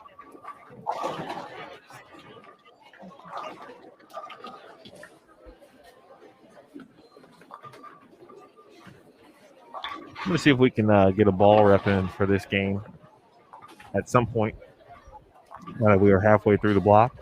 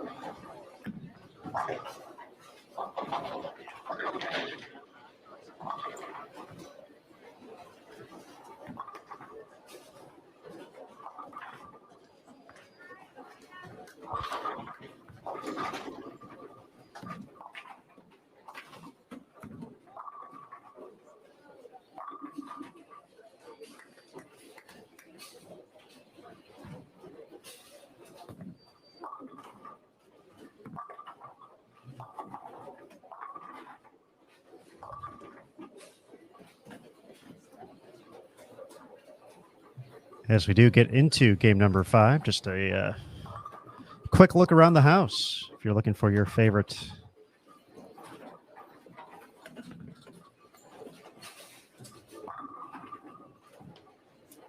players here on B Squad.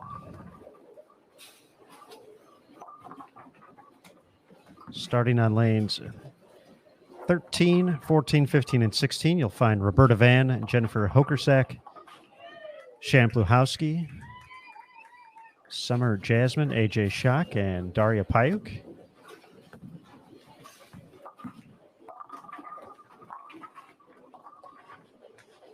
Over on 17, 18, 19, 20, you'll find Crystal Elliott, Clara Guerrero, Stephanie Zavala, along with Sapphire Nofuente, Verity Crawley, and Jen Higgins. On 21, 22, 23, and 24, Johanna Puentes, Rocio Restrepo, and Shalyn Zolkeefly, along with Amber Wurs, Shannon O'Keefe, and Mizaki Mukutani. 25 through 28, Brianna Cote, Jazriel Tan, Katie Jensen, Ashley Galante, Elise Bolton, and New Wave Fen. That's who we're taking a look at right now.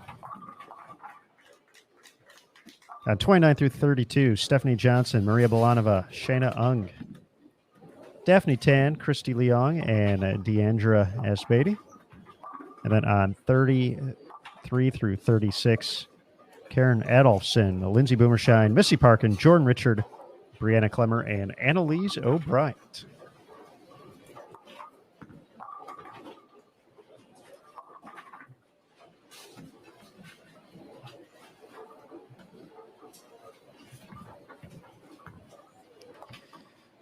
That score update available online now through 4 games. And as we suspected, new tournament leader alert, Stephanie Johnson, on the strength of 3 230 games already. 904 at plus 104, averaging 226 so far. Taking over the top spot, Shannon Pluhowski and Shayna Ung both at plus 98. Just 6 pins back. Jen Higgins plus 90, Daria Payuk plus 72, Rocio plus 66, Verity Crawley plus 46, Shannon O'Keefe plus 39, Brianna Cote plus 37. Back-to-back 247s for Bree after a bit of a slow start, 155 and 188. AJ Schock plus 22, Jordan Richard plus 9, Misaki Mukutani minus 2. So there's the jump from plus to minus. Brianna Clemmer minus 11, Clara Guerrero minus 13, Johanna Puentes and Christy Leong minus 17, Lindsay Boomershine and Sapphire Nofuente minus 28.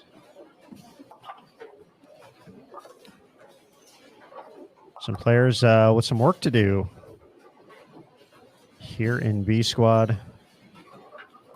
Saw Deandra have the rough start in game 1. She's currently at minus 125, so some work to do. Annalise O'Brien minus 108. New Wave Fen, who we're watching right now to our right. 176, 181, 169, 176, minus 98. So, of course, we saw her roll the 300 game to just miss the show at the Spokane Open just a couple of days ago. So, it's a bit of a slow start for New Wave Fen. Looking to get things going. Ashley Galante at minus 73. Elise Bolton at minus 37.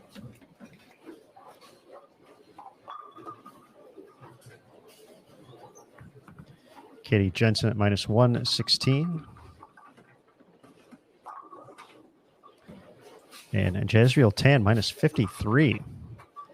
So currently got a group with some players looking to find something in the back half here. A little bit slower starts out of the gates here on our 36-foot condition for round 1.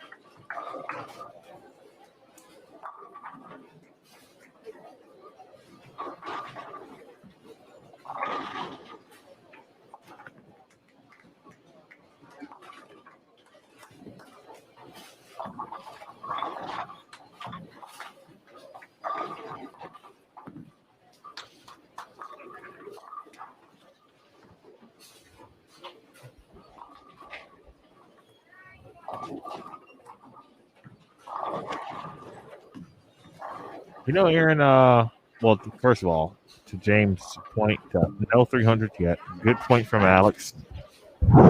Excuse me. Speaking of that 776 that Sydney Brummett began A squad with. But obviously, you've lived in DFW longer than me. I did live there, of course, for a few years. But I never once went to. That's not true. Shouldn't say that. I bowled league sparingly during my time there. But I knew Katie Jensen was a great player. But I never actually seen her bowl in person until today. How about that? Yeah, Katie's when she's not out here trying her hand at a couple of these top tier events. We saw her bowl the PTQ at the Summer Classic Series. We mentioned the regional event a little bit earlier today, where she made a great run. But yeah, when she's back here in the DFW area, usually just kicking everybody's butt, taking care of business out here. Great bowling family as well. So her dad, Ron Boroff, is out here bowling things every weekend. Her brother, I'm drawing a blank. I'm pretty sure Ryan. Yes. Also a fantastic bowler. So the Boroff family with Katie, just a top-notch bowling family here in the Metroplex. They toss a bunch of strikes. They do. And I feel that's where I know them from the most, is from watching or reading Katie's posts. She also posts some very inspirational type things as well. In fact, I think she wrote something that kind of helped her or lead her into bowling, or giving it a shot at either the regional or the PTQ, one or the other. And I was reading it like, yeah, I will not take that kind of advice. I should do the same thing.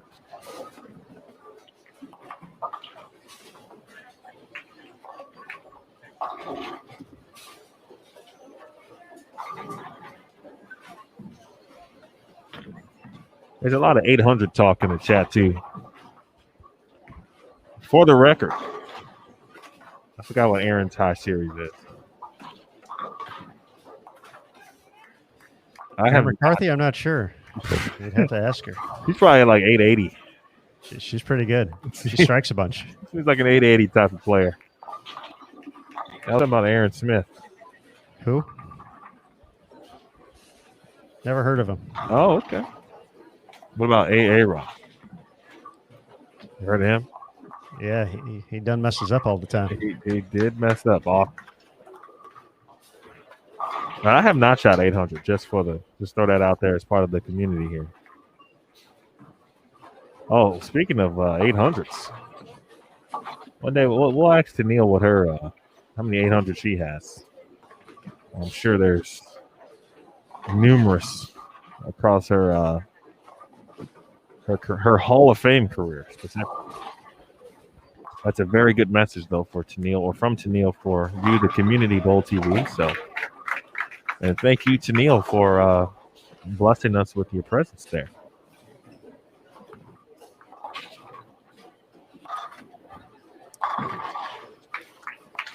She really takes care of everything out on tour. It's phenomenal. She does. And it still finds time to be thankful and gracious of what others do.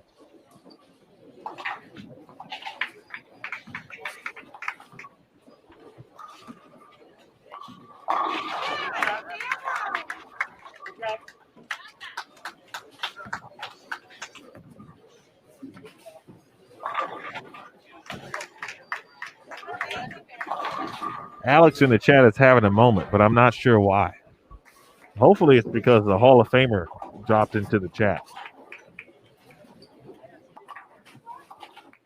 A USBC Hall of Famer specifically.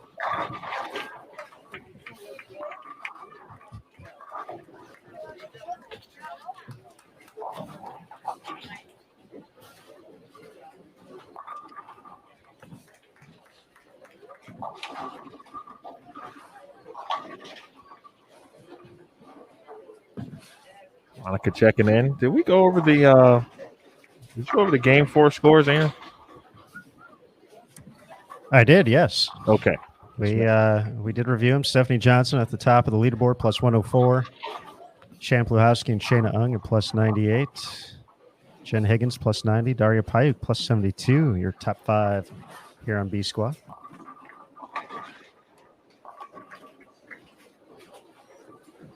We mentioned that Aaron McCarthy interview as well. That is now available on the Sport of Bowling USBC Facebook page, as well as the PWBA Tour Facebook page.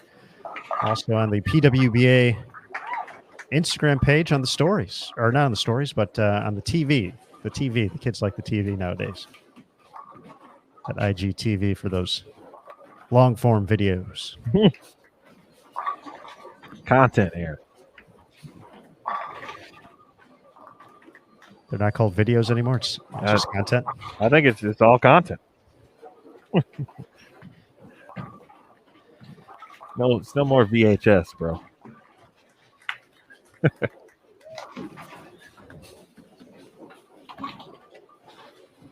Good old VHS.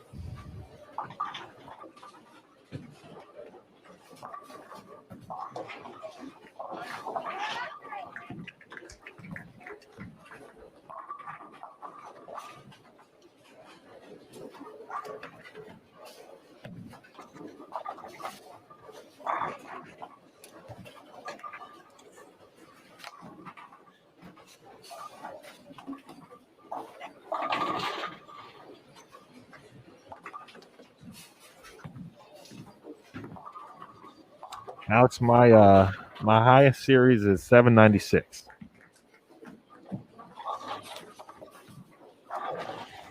I don't remember the games except 277 in game 3.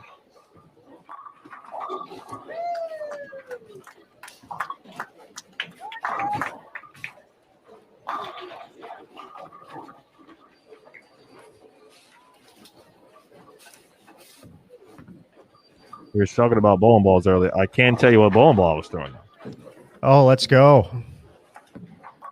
Let's get it, E. A Columbia 300 Wicked. The blue one. Which I thoroughly enjoy. Those were pretty popular. It would have been really wicked if you would have gotten one more hit. Yeah, I'm trying to remember. I think I needed the front 10. Oh, okay. That's a pretty nice run then, though. If you need to, I think that's kind of how it went down. I'm trying to think of there's varying ways, obviously, to shoot 277. And I'm pretty sure I started with the front, whatever I had, and then 3-6-10. I made it. Well, that's good.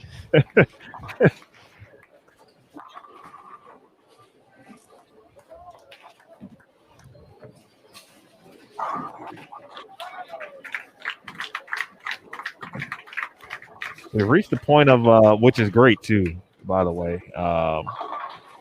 We talked about fans in the building.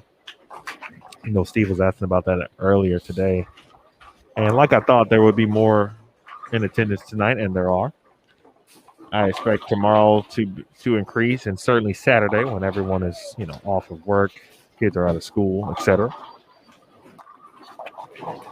But a few more hands and rounds of applause for that we can openly hear just a little bit more than we heard this morning. And we heard plenty this morning also.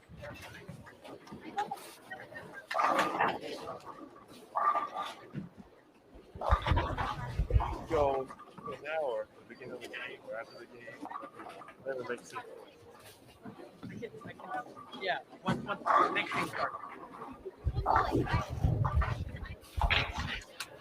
Just confirmed with Nathan Bohr of Motive. He will join us at the conclusion and or beginning of Game 6. Good guy, that Nathan Bohr. That Nathan Bohr is a good gentleman. Big fan. We will get his thoughts. And so if you have a few questions, please get those ready. I won't be able to ask him that many, but if you have a few for Nathan and his ball repping skills, get ready. Have those ready to go.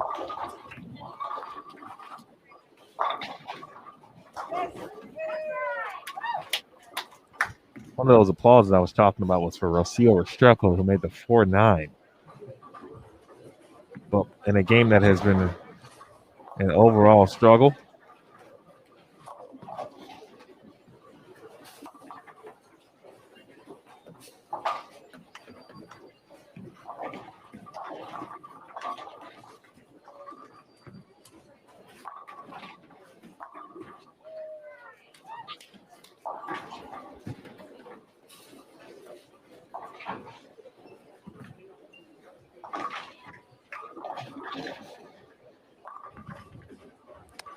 Taking a quick peek at live scoring as we do get toward the end of Game 5. Shampluhowski is going to be in the 190s with Mark and decent count on her Phil. It's been near the top of the leaderboard all round so far here for our B squad competitors. Stephanie Johnson, our leader, picking up some steam here in the back half of Game 5, working on 3 in a row as she starts her 10th frame. 2:48 out there for Steph.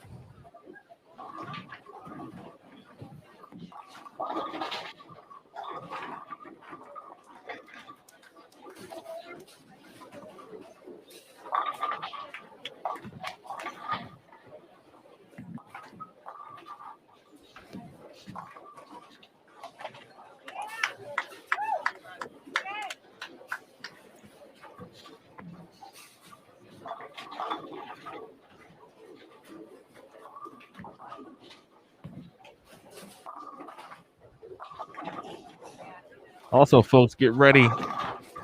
I know we'll have a giveaway, of course, but that's going to be probably or approximately about Game 8. Is that fair to say, Aaron Smith? That is a fair assumption.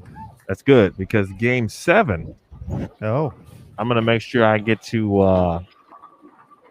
our first topic of the day from the PWBA Bowl TV chat. Recommended and suggested by one Jasmine Elizalde. interesting. And I will talk about how great Aaron Smith is. So you don't want to miss that, folks.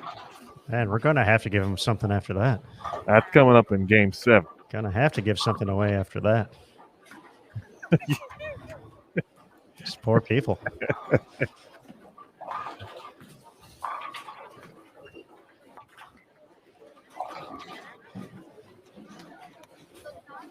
May have to take an extended restroom break at that time.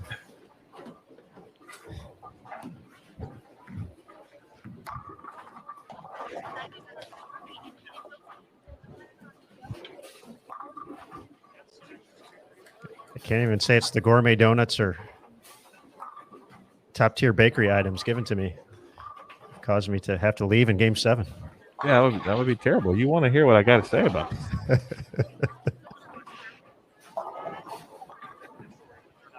It could get emotional.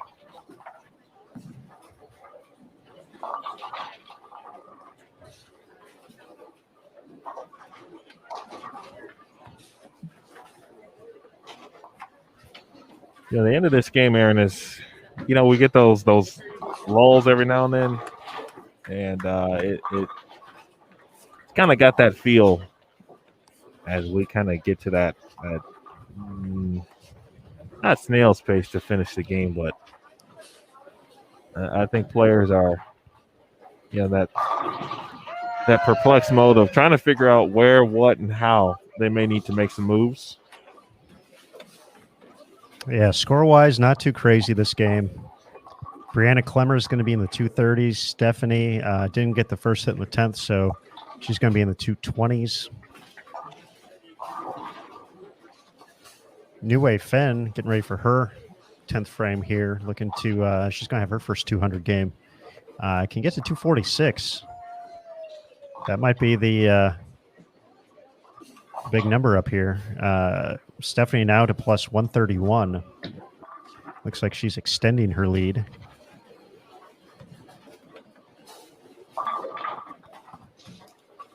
Clara can get into the 230s this game.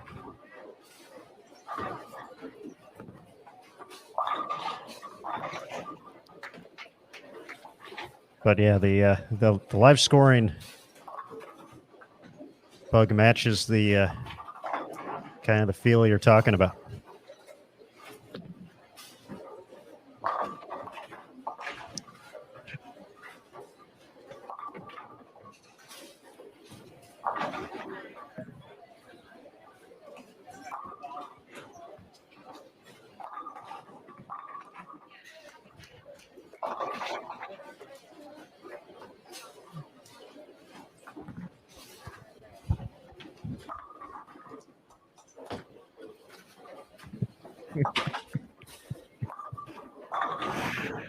Oh, I'm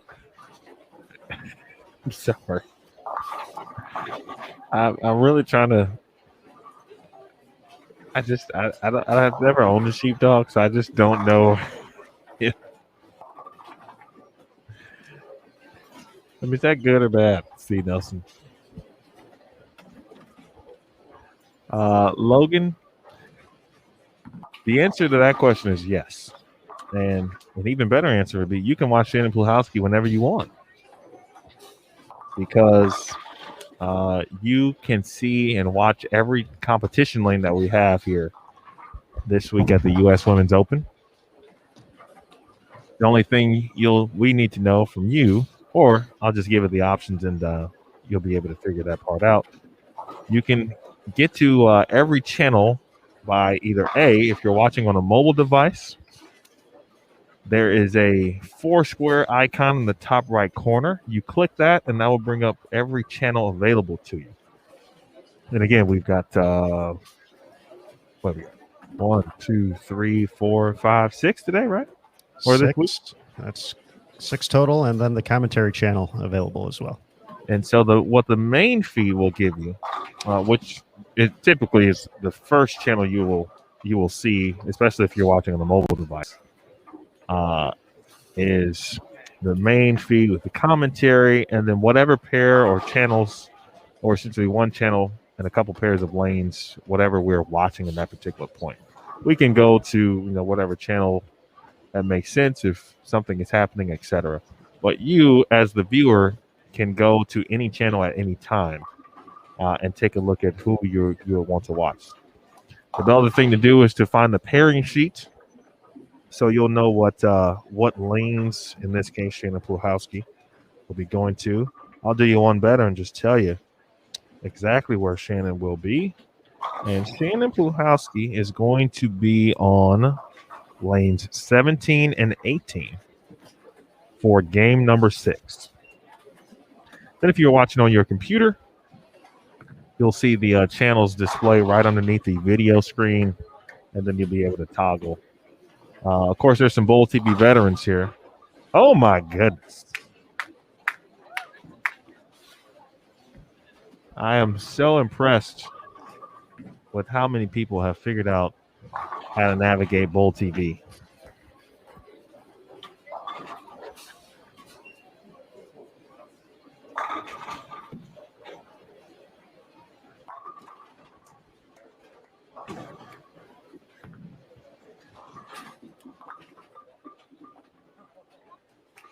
I don't even know how to describe what just happened.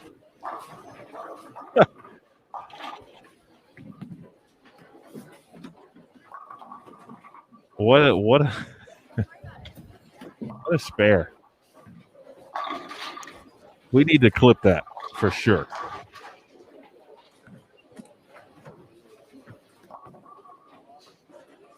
So, first of all, Jazrael Tan left the same split twice, but the way she made it, I don't know how to describe what just took place. Well, there is a video from our practice session. I think this was before you made your appearance yesterday, Emil Williams Jr. It's currently on the Facebook pages of Liz Culkin. Did you see this? Did you hear about this? No, I did not. Oh, you should watch it. It's a fantastic video. During the practice session, I couldn't even tell you when it happened. We happened just to be on their pair on the commentary channel. And she went to go just shoot at a 10 pin. And she hit the 610 square in the face, like she was probably trying to do. Maybe miss a little bit left. I don't know. I don't know if she's just trying to pick off the 10. But she hits the 610 in an effort to it's a full rack looking to just take a shot at a corner pin, and she struck.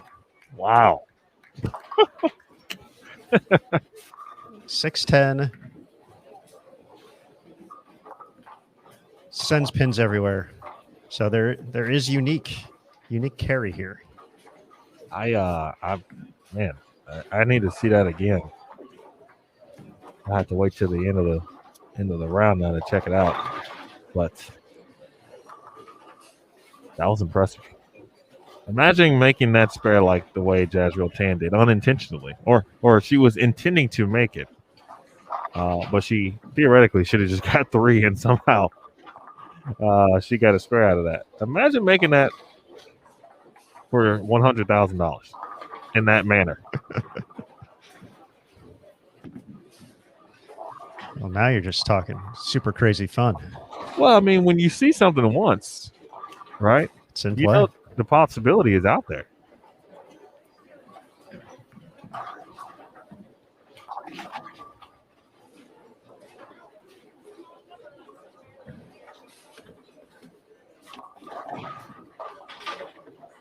Well, now Rocio is going to have her opportunity with our ever popular 5-count washout now. Man, this is not kind here. Well, let me go change some graphics. We'll get you the full lineup of competitors as well across the house here. Game 6. Where to begin? 13 and 14 and 15 and 16. That's where you'll find Karen Adolphson, Lindsay Boomershine, and Missy Parkin, along with Annalise O'Brien, Jordan Richard, and Brianna Clemmer. Over on 17 through 20, Roberta Van, Jennifer Hokersack, Shannon Pluhowski, Summer Jasmine, AJ Shock, and Daria Payuk. 21 through 24, you'll find Crystal Elliott, Clara Guerrero, Stephanie Zavala, Sapphire Nofuente, Jen Higgins, and Verity Crawley. 25 through 28, that's where we're at right now. Johanna Puentes, Shalyn Zolkeefli, Rocio Restrepo, Amber Wurs, Misaki Mukutani, and Shannon O'Keefe. 29 through 32, Brianna Cote, Katie Jensen, Jazrael Tan, Niwei Fen, Ashley Galante, and Elise Bolton.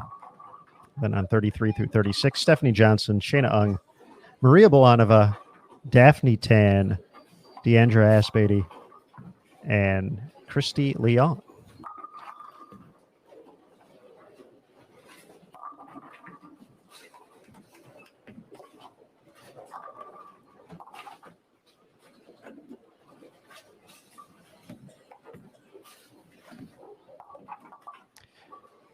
We got scores as well, good folks. Approaching the leading total from Sherry Tan is Stephanie Johnson. Steady block continues for Steph.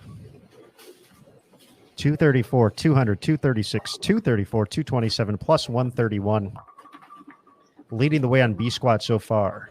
Shannon Pluhowski, second on B squad, 6th overall at plus 91. Jen Higgins, plus 85. Shayna Ung, plus 84. Daria Payuk, plus 52. Brianna Cote, plus 48. Verity Crawley, plus 40. Shannon O'Keefe, plus 31. Brianna Clemmer, plus 24. Rocio, plus 23. Clara Guerrero, plus 14. She's also currently the cut number here. at the moment here through 2 squads. Masaki Mukutani, plus 13. AJ Shock, plus 3. Those are the players plus on B squad through 5 games. Then Lindsey Boomershine and Jordan Richard at minus 16. Shalyn Zolkifli and Christy Leong at minus 40. Stephanie Zavala, minus 44. Johanna Puentes, minus 45. Maria Bolanova, minus 51. Nue Fen with that 246 gets to minus 52.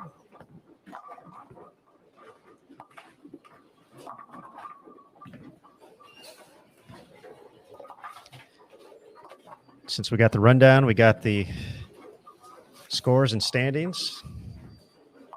It looks like we're ready as promised. Our special guest joining us here to kick off Game 6, representing Motive this week and every week. Nathan Bohr. Nathan, how you doing, bud?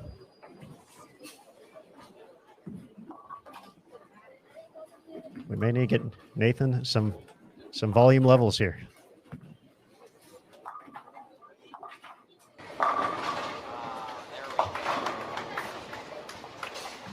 Nathan, give us an old audio check. 1, 2. Is that better? You're. I can hear you. You're still a little light there. We may still have to turn that up a little bit more.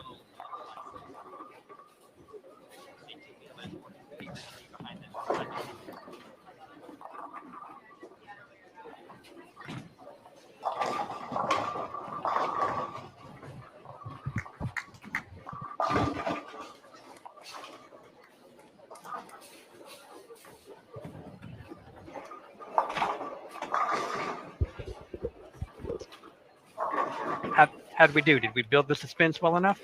Oh, there we go. Now we're cooking with gas. Yes. that worked well. All right, go ahead, Aaron. Well, Yeah. Nathan. Hey, first, great to see you. Great to talk to you. Hope everything's been well. Yeah, you guys too. First and foremost, let's talk about Aaron McCarthy, who had a pretty fantastic block earlier today, second overall for A squad, got to plus 132. Tell us what was working out there for her as she navigated this 36-foot pattern. Yeah, really solid for Erin. She struggled a little bit with her second ball the first couple of games, but still managed to strike enough to be about 20 over or so after 2.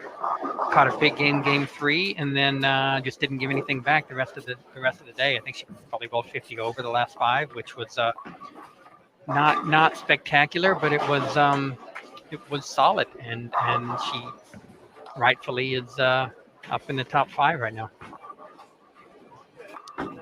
Now, as far as equipment choices for her today, what was kind of the progression for her throughout the block? Yeah, I feel like you asked me that the first question and I didn't answer, so I'm going to go ahead and answer it now. Sometimes you have to ask me twice. Sorry about that.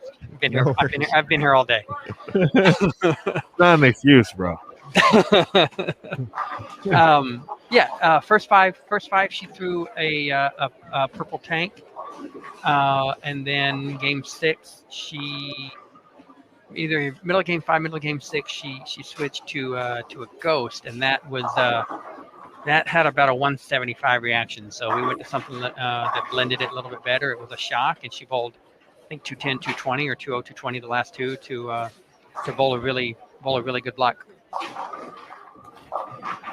Nathan, so far on this squad, it looked like at the beginning of this squad that the B squad was going to solely outpace the A squad in regards to scoring.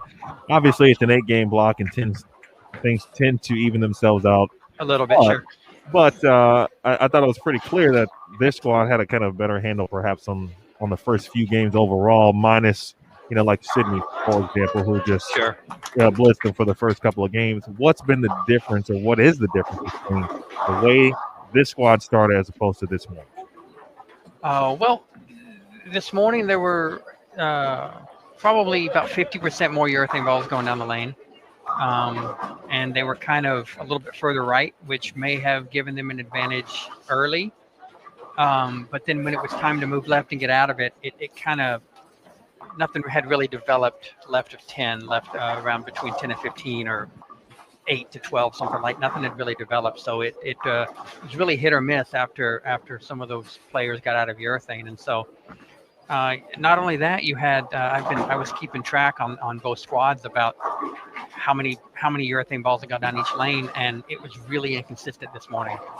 I think I stopped after about game 5, and 29 and 30 had 9 players out of 15 throwing urethane after 5 games, and probably only about 14 if you include the 2 left-handers, 13 or so. So 60% of the balls on one pair had been urethane, and then I think another pair, let's say 17 and 18, there were only 2 games with urethane on it. So you really didn't have a firm understanding and a firm grasp of being able to follow transition pair to pair. So every game was like a new experience. This block, it was much more even.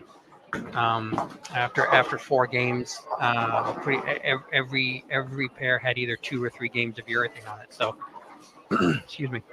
So I feel like each pair is closer this block, and so that should yield a little bit higher scores. But that being said, nobody's really running away and hiding. There's nothing easy about what's going on. You can get lined up for a game or 2, and 180s are right around the corner. So it's a good pattern. It's a fair pattern, and I'm excited to see how these players finish out today. Well, I'm sure Nick Hoagland will be excited to hear a good and fair pattern. Oh well, then I take it back. I take it back. Yes. We don't need Nick thinking he's doing a good job. I kind of want to get back to something you mentioned earlier when we were talking about Erin and the ball choices, and you mentioned after she moved out of the tank, that next ball she went to, you mentioned, basically gave her, you called it a 175 reaction. Yeah. When those things happen, can you tell us just a little bit more about the conversation when all of a sudden, a player makes that change and you just don't see what you like? How quick of a move is that in those talks to say, hey, you know what, we got to move on to something else? Yeah. Well, for this one, it was pretty blatant that she got one online and it went through the face and 6'10", and she moved off of it and got it right and missed the head pin. So that one was pretty obvious. That one was a pretty easy change.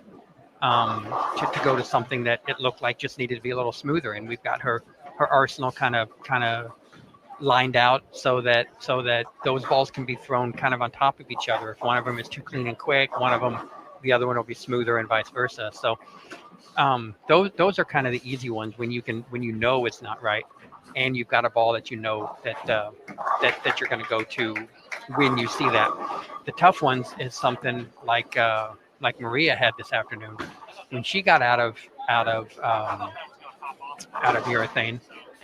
She went straight to a shock. It was the right call. It sure seemed to be the right call. And she hit the pocket a ton, but never knocked him down. And so she ended up bowling like 570 the last 3, even though she was all over the pocket. So those are the tougher decisions when the pace isn't super high, but you know that you're hitting the pocket enough, you should be able to knock them down more often than you do. And so she struggled the last 3, not really with ball reaction, but with pin reaction. So those are the tougher conversations, the tougher decisions. At this point in the block, what could viewers or should viewers expect, and kind of how have you helped navigate some of the players or your players at this point in this particular block as we are now into game 6? In this block, yeah. Well, Summer has kind of she hasn't had a great block. She's been she throw a good shot, it looks good, it'll strike, and then she throws another one and it doesn't, and then one bad shot and it's a big split. So we've really tried to just stay patient with Summer, we've tried to stay patient tonight with her, just knowing that 195, 205 aren't going to be the end of the world. Unfortunately, she's bowled a couple of games in the 150s that kind of hurt. But scores are low. It's still the U.S. Open. You don't want to really put yourself out of it in day one, especially with the monster coming tomorrow. The monster. Well said. Well said. I'm actually now frightened. Yeah. Well, Well, excuse me while I check on what she's doing this Yeah, game. go ahead. Okay, looks better. Yeah. See, no opens, no doubles. Okay. Sorry. No, you didn't really ask me about tomorrow, but tomorrow is honestly the easiest and hardest day as a bowler and a rep, because there's not 220 out there. There's not a 220 reaction out there. So the pressure is kind of off as far as making sure you have the right ball and making sure you can strike. That being said, it's really easy to average 180. So tomorrow, even's a great score. Catch a triple early and hold on, and then go to the next pair. When it gets to a flat condition like that, is it? Are the talks? Is it? And we know there's no magic ball for that type of condition. Sure. But is it mostly just find out where you're most comfortable at, Exactly. and just kind of work from there. Ball you're comfortable with the reaction. Part of the lane you feel comfortable with, where you feel you can repeat shots the best, and just kind of go from there. Exactly. I feel like you're taking words right out of my mouth, Aaron. In fact, we've probably had this conversation before. I'm gonna say that those are still my words. Right? You're just repeating what I've said. Is that what's going on? I just can't help but listen to you so much so well that I the U.S. Open in general, most of the time, probably 95% of the time, and that pattern specifically, everything about the event and that pattern and that block is trying to make you uncomfortable. And so you've got to find whatever you can to be comfortable, and whether that's your favorite ball, a favorite layout, even your spare ball. Make sure your spare ball feels great, just something that you can control, because the lanes are so uncontrollable at that point. So mentally, emotionally, and physically, you've got to try as hard as you can to be comfortable inside, because everything outside is trying to make you uncomfortable. All right, Mr. Bohr, that's well said by you both times. So, thank you. But Emil, unless you had anything else, I think we're ready to let you get back at it out there. Yeah, and sure. And do your thing. So, Nathan, thank you as always for joining us here on Bowl TV. We appreciate it. Hopefully we'll get to chat with you a couple more times before it's all said and done. But, I have one last question. Go ahead. Absolutely. It's really just for tomorrow. Tomorrow, can you tell me what type or what monster is it? Like, once you see it, obviously you know what it is, but like, is it like it? Is it like the clown? Like, is it? So we can talk about it. It could be Michael Myers. I mean, maybe it's Jason. I don't know. Man, I feel like you needed to give me a little heads up on this one. I'm saying I'm giving you until tomorrow to tell me. Let's talk about it like tomorrow evening. You can tell me. I tell you what. A tornadic thunderstorm. Oh, I know you like the storm chase based on So that kind of monster, a mothership supercell thunderstorm. Okay. So that's the best I can come up with, that or K2, the mountain. That's not good. Those are my first thoughts. I'm still throwing Michael Myers. That's a great question. That's my guy. That's a great question. All right, Nate. I can see you threw that in there. Did you catch it? Yeah, I caught it. I caught it. I know. I think it's too late. It's too late for Mom to be awake. I know Mrs. Bohr is not pleased with me. All right, Nathan. Thank you so much, brother. Well, I tell you what. She has softened on that, because my nieces both call me Nate with an S. Oh. So she has softened on that a little. So if I can say Nate with an S, it might be acceptable. Yes. Okay. Yes. I might send her a message about and Emma and Bella might like that as well too. Okay. When they're watching Tia Mache tomorrow. I'm going to send your mom a message and right. the proper permission. Thank you, sir. We appreciate it. Thanks, guys. Thanks, appreciate you. All right, everybody. Nathan Bohr joining us here on Bowl TV. Fantastic stuff, as always, with Nathan. Motive rep out there on tour.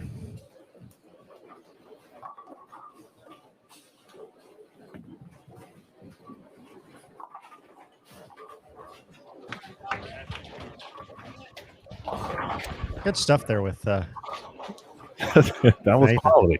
Indeed, it was. A lot of good points overall. Obviously, about the bowling, the strategic portions, and talking about Aaron and even Summer in this squad as well. And when he gave a look at Summer's game up until that point, I think it was frame 6, and he mentioned clean with no doubles. She made it all the way to the 9th frame, where some type of split ended up in the picture in the 9th frame for Summer, so she can get to 189.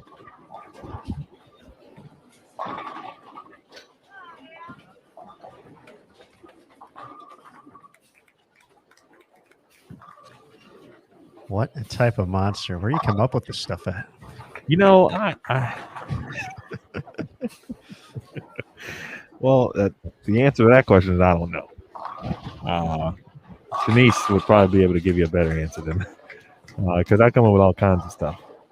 But we're also taught, of course, and be good listeners and then try to ask good follow-up questions.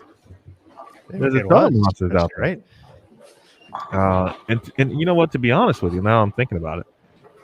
Recently, I saw some posts from some friends of mine who, and because I have young kids, of course, I pay attention to certain things. But the post was about night terrors for kids, basically, and so it just got me to thinking about monsters and all that kind of thing. And so now I was curious, what type of monster would it be? I also enjoy Halloween, the franchise, and very much looking forward to the upcoming film in October. I'm a big Michael Myers kind of guy. Like, well, who is it? What kind of monster is it? And then what he described there is even more significant than perhaps anything Michael Myers could throw at you. Not messing around. That's a storm, baby. There's a storm brewing. And it's not the ball company. That's what's going to hit tomorrow in round 2.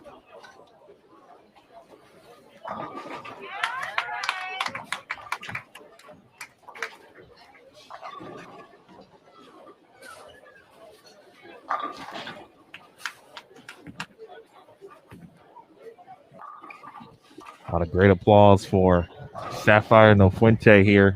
Again, mentioned Ashton Woods with some good local support. Sapphire, same thing as well here. The young standout.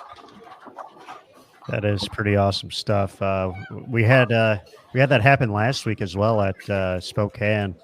Really great local turnout from players in the Washington area, not only on the east side of the state where the tournament was held, but players from Tacoma and Seattle and the west side of the state, closer to the Pacific Ocean, making the drive across the state as well. And Kayleen Folks, who made it to the round of 32, really had a great support group out there from everything that JT and Curtis were describing, and kind of at the end of the time when she wasn't going to be advancing to the round of 12, got a really great standing ovation from the crowd out there. So that was pretty awesome to hear about the local support. So great to see that as well, especially for a young player out there too. Who's certainly looking to join these players down the road, and has shown a lot of great potential here so far as a young athlete at events like the Junior Gold Championships and USA Bowling. So excited to see that continue in the future here. And it also has got to help with either the early nerves or jitters that may have been a part of it, and then also the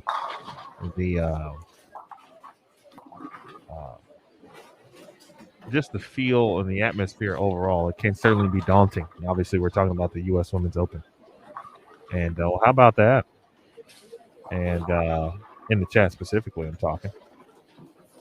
And so that can help ease some of that a little bit. When you've got good local support, it's always nice because, you're familiar with those individuals typically. And even if you're not, it's like, wow, well, I got people cheering for me. So that's going to help me one way or another.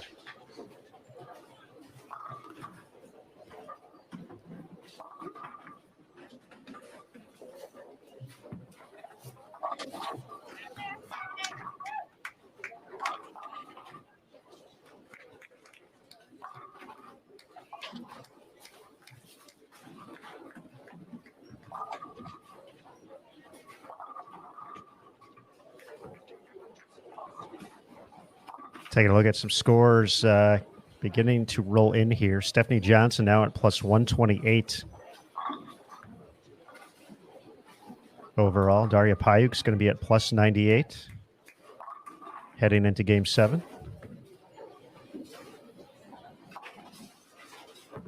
Shannon Pluhowski at plus 84.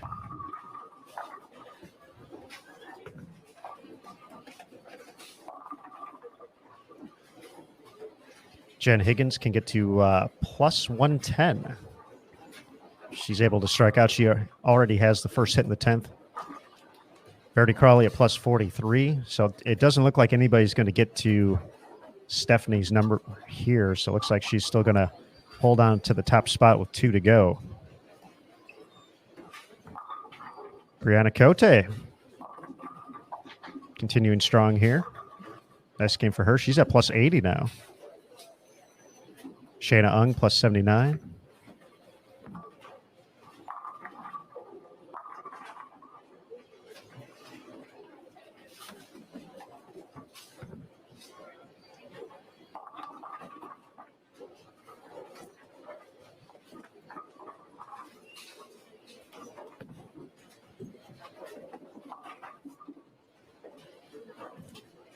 And with a good count here, Shalin's going to have the lone 200 game on the pair we've been watching. So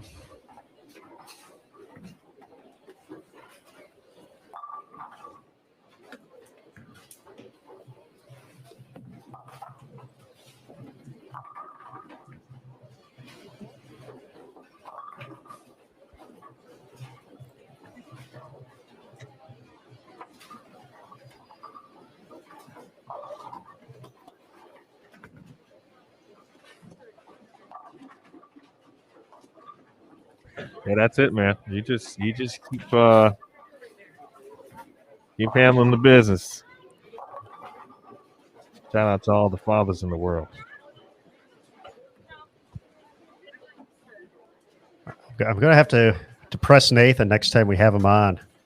I know Motive came out with a ball recently called the Supra Enzo. Oh. And you know, I'm just saying that. Wow.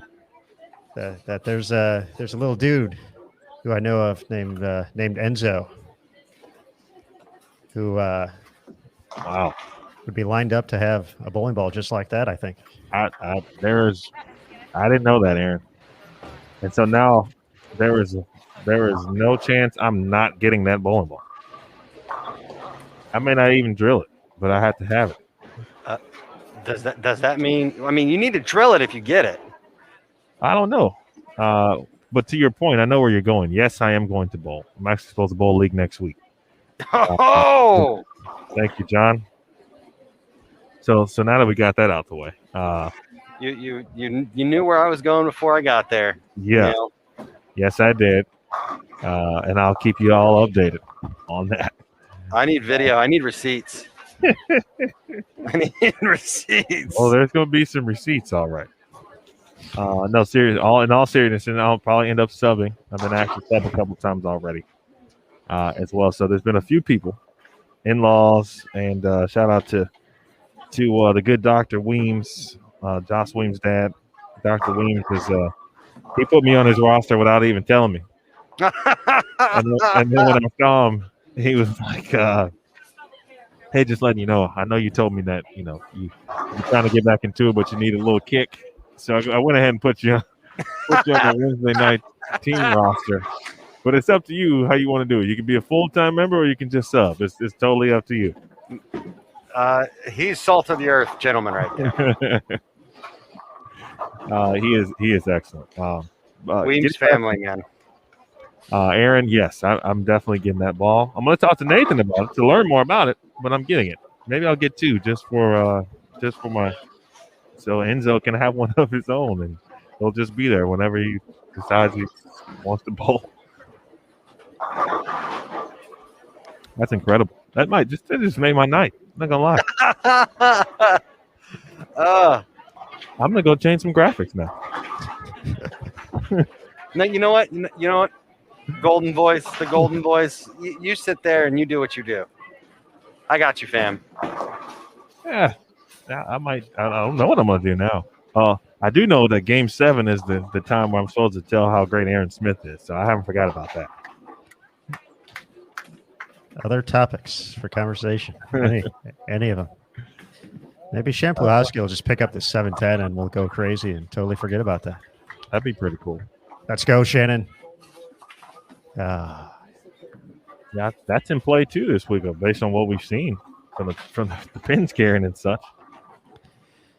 Our lineup here for Game 7 across the house: Haley Richard, Danielle McEwen, Jada. Wait, that's the wrong. Wrong squad. I'm looking at A squad. Wait a second. I don't remember seeing time that in the Bowl TV studio. It is getting about that time. Here we go. All right, Game 7 for B squad. A squad's already done this. They've been there, done that. Brianna Cote, Jazriel Tan, Katie Jensen, Ashley Galante, Elise Bolton, and Nue Fenn on 13, 14, 15, and 16. Stephanie Johnson, Shayna Ung, Maria Balanova,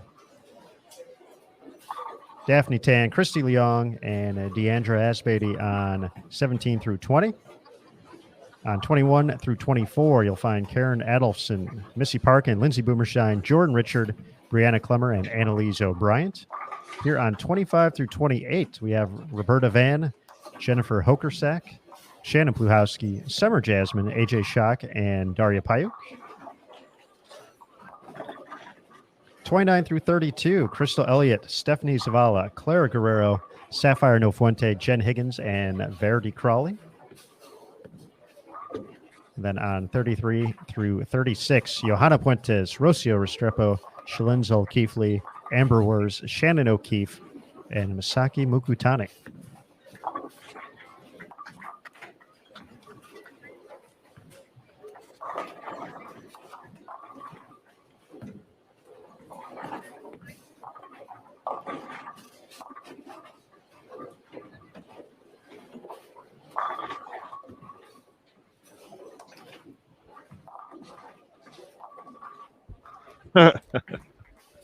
No. No. No. Let me go to it. Make sure this is what this link is. Oh, that's it. There it is. We also have scores updated. After 6, Stephanie Johnson continuing to lead, plus 128. She's in third place overall, but leading the way on B squad. Jen Higgins at plus 99. Second on B squad, Daria Payuk plus 98. Shannon Pluhowski plus 84. Brianna Cote plus 80. Shayna Ung plus 79. Verity Crawley plus 43. And then down to Brianna Clemmer at plus 12. Jordan Richard also at plus 12. Misaki Mukotani at plus 3. And then Clara Guerrero at plus 2. Lindsay Boomershine at plus 1. Those are the players plus on B squad. Players looking to get to the right side of plus: Shannon O'Keefe at minus 5. Rocio at minus 6. Nue Fenn making a comeback here, 246, 224, her last two to get to minus 28. Shalinz O'Keefely, minus 37. Stephanie Zavala, minus 38. Ashley Galante, minus 41. Sapphire Nofuente, minus 46. It's a really good score, man. Speaking of thinking about the age of Sapphire.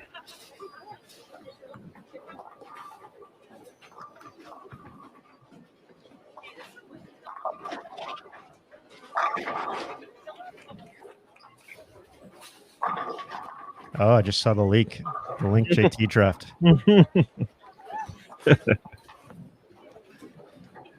There's only one issue with that, with what he just did. because we can't peak too early in the broadcast. It's only day one. So it's like, when you get a baseball broadcast or any broadcast and you prepped and somehow you went through all of your nuggets and stats and you still got a whole entire half to go. We get a whole week. No, I'm just playing.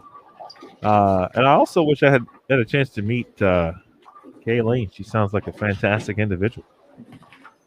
I told this story on the air last week, but she was busy bowling, so I'm not sure if she got to hear it. But I knew I was going to be a fan of Kayleen very early in this process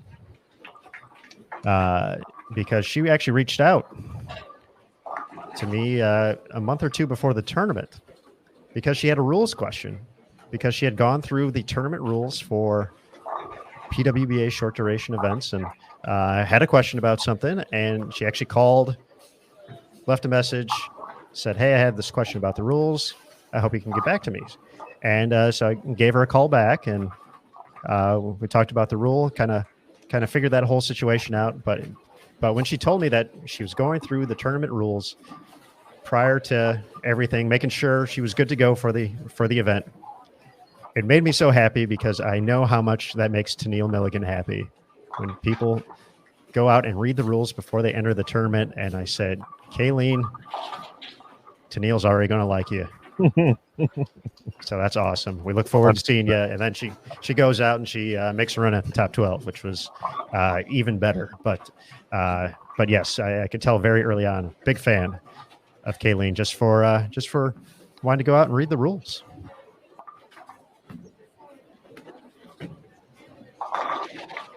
Was Kayleen the subject of a video piece I saw? Correct. Yes. Okay. She looked cool. Now, sometimes you just watch them like, yeah, she's dope. Like you could just tell. Dope haircut. Like I was just like digging Kate. Like, oh, okay. I wish I was there. She tosses the rock pretty well too.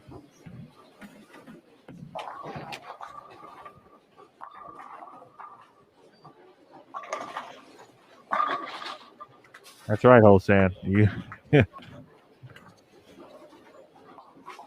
don't want any fine slips on the tour here.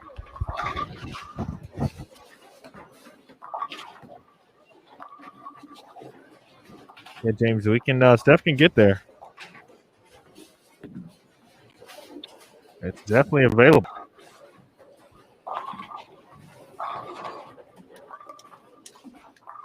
Daria's off to a good start this game as well.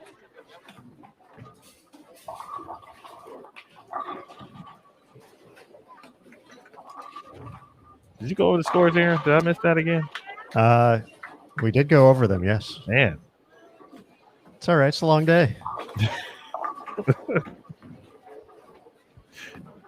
Daria plus 98. Oh, get that 10 out. Uh-oh. Her day, 256, 159, 253, 204, 180, 246.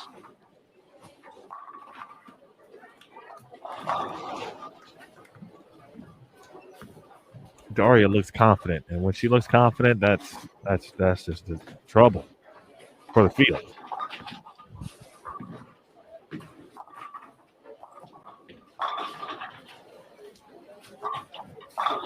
C. Nelson, by the way, to your earlier comment, there was no, I was all good. It just caught me. Just caught me off guard, and then I was like, all right, so I don't know what sheepdogs do. So I'm like, I had way more questions. I look forward to answering or asking those in the future. But it does bring me to my topic. And so I'll reiterate this, and I know some people have heard it multiple times. But basically, the long gist of this is this morning I reached out to posted in the PWBA Bowl TV chat group on Facebook and said, hey, I'm going to be here this week on site. Glad to be back, et cetera, et cetera. Obviously, it's a long format. You guys know what long formats generally mean. It causes, or there's open an additional opportunity to discuss whatever topics. And I was trying to keep it bowling related, generally speaking. But if someone else had something they maybe thought would be cool to discuss or had a question, maybe Aaron and I would do our best to talk about, answer said question. The first topic that came up, someone said, can we discuss how great Aaron Smith is? Well, I said, well, of course. Who wouldn't want to do that? So, Aaron Smith. I'm gonna keep it brief, but I'm simply going to say that Aaron Smith is so great. He is.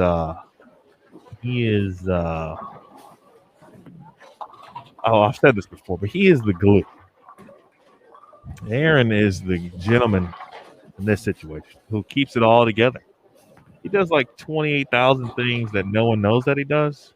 But if those things didn't happen, we probably wouldn't even be on the live stream. Like, this wouldn't even be happening. We would just all be watching the black screens. But the guy does so much for not only Bowl TV, USBC. Let me get myself in frame here. Let me get in the proper position to enjoy. Yeah, yeah, but literally, he does everything that you would want and more, not only for us, but really for the sport. And we all should be appreciative of Aaron Smith. I know I am. Aaron Smith's the kind of guy where if you find yourself in a long week and maybe your alarm didn't go off, and you send him a text and you say, hey, Aaron,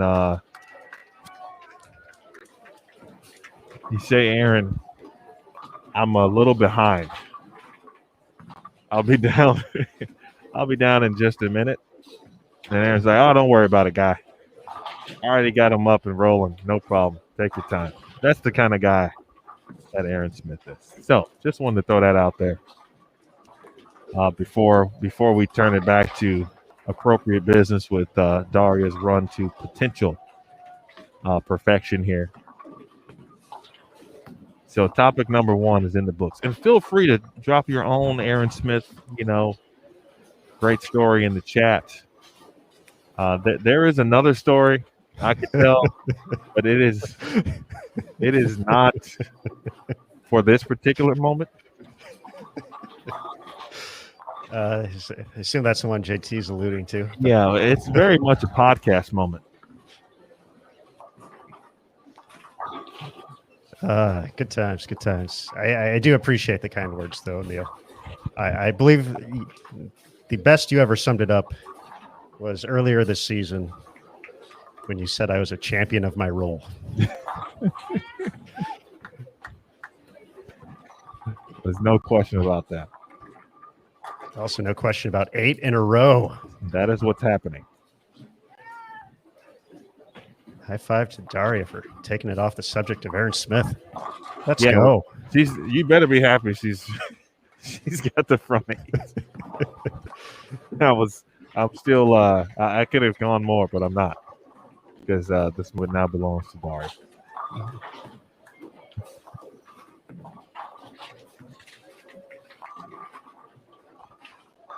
I really want to tell this story here, but we need more time. This is not the time. There's always a time and a place, as you know. This is not the time, nor the place. Very true. There's multiple layers to that story. It is a great story for a podcast, and just for that reason, I'm going to create one and have you on as a guest. And we're gonna dive back into that. It really is a story that we've told it separately before, but it's a better dynamic with both of us in the story at the same time, telling our own correct versions of what was happening.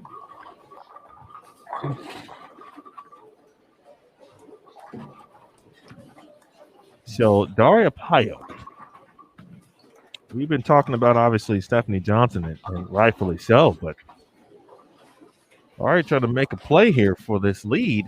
Not only this squad, but potentially maybe for the first round. It's in play. She's going to be stepping up here. 9th frame. See her ball in hand.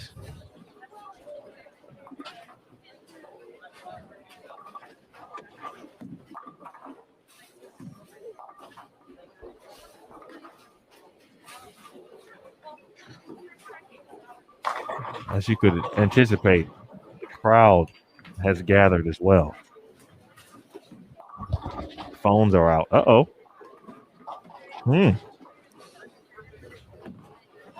We don't see that very often from Daria. She noticed it early though. Something not correct there. Shannon Pluhowski has started to roll since that 7-10 to kick off this game. Shayna Ung was putting together a nice game as well.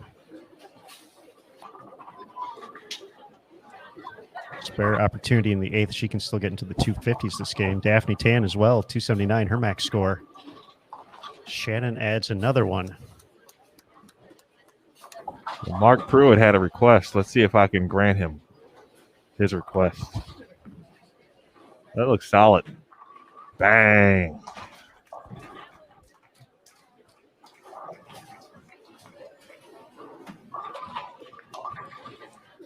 Let's go, Bowl TV. Uh-oh. We got action. Business is picking up. Is Marshawn Lynch here? I'm about that action, boss. About an hour and 15 away. Maybe an hour 30. Oakland.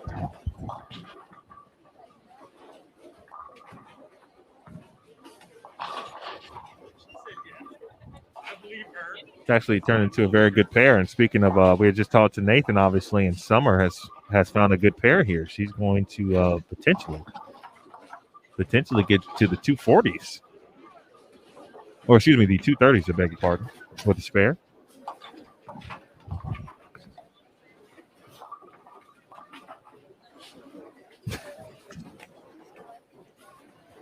Nice one, Rep. How about that? There's a great story about, I believe that gentleman's first name is Mark. I can't think of his last name.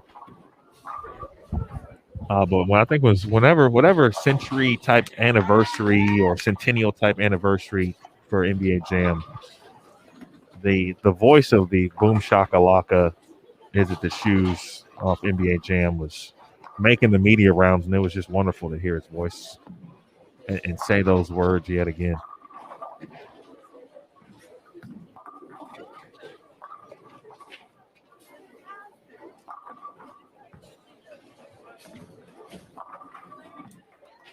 Is it the shoes, though? Truly a great line. Yes. Yes, it is.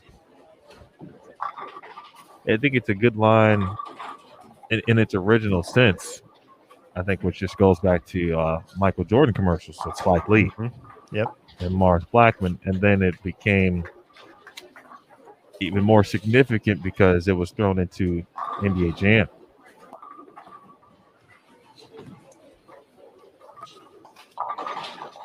.233, Summer Jasmine.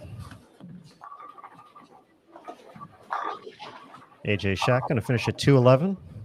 Shan Pluhowski still striking. She can get to 269. But here we go, folks.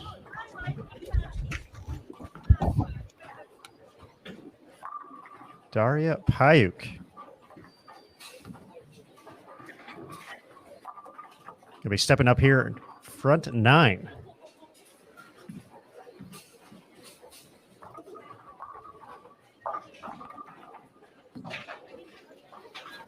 Can't she make it 10? Oh, wow. Did not expect that. That looked like I was going to have a chance there. Surprised to see 210 up there.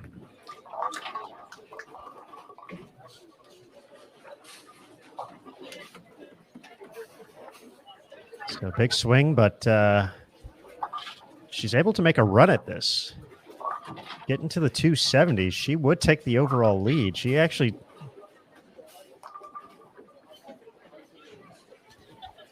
She doesn't pick it up. Sherry Tan's still going to have the overall lead by a couple pins.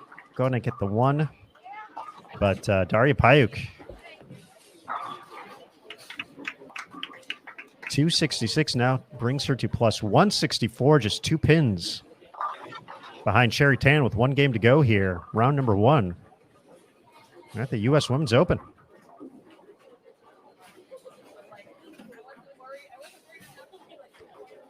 Shannon Pluhowski, 10th frame. She adds another one.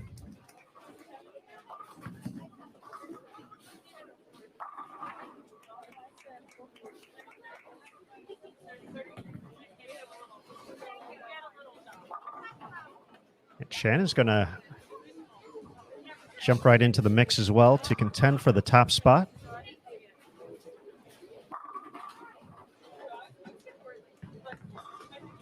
Some struggles this game for Stephanie. She's going to be in the 170s.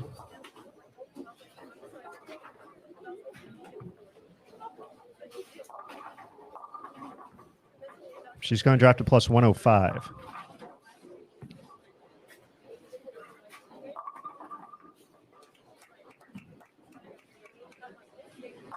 Shayna Ung is going to get into the 230s this game. She's going to be in the plus 115, plus 116 range, depending on her spare conversion attempt.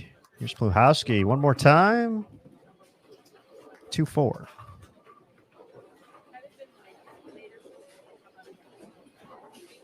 But with the spare, she'll get to plus 141.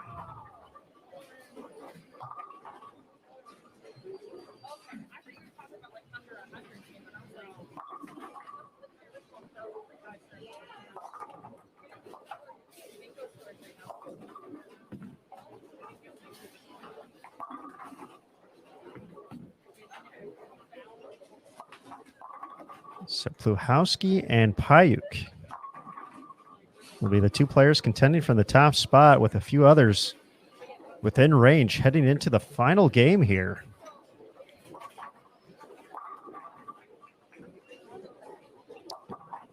Can't forget about Brianna Cote either. She can still get to plus 94. She can add a couple more strikes to wrap up this game. 257, the final tally for Pluhowski. Let's go.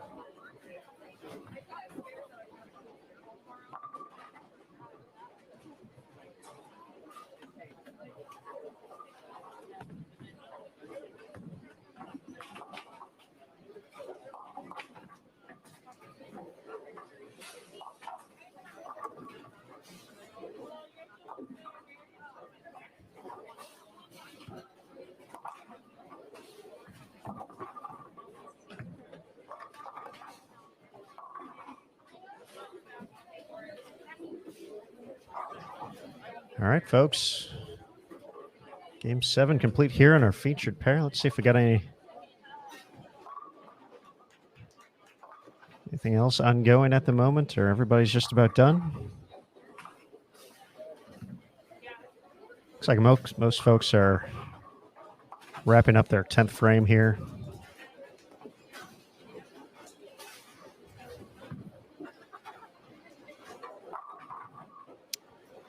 But do feel confident saying Daria Payuk leading the squad. Shannon Pluhowski second. Jen Higgins falling a little bit back here this game. So if she strikes out, she'll be at plus 82.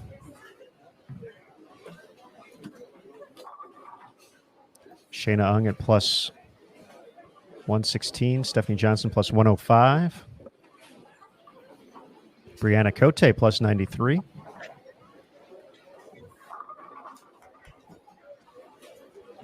I think that's going to be our top 5 heading into the final game here.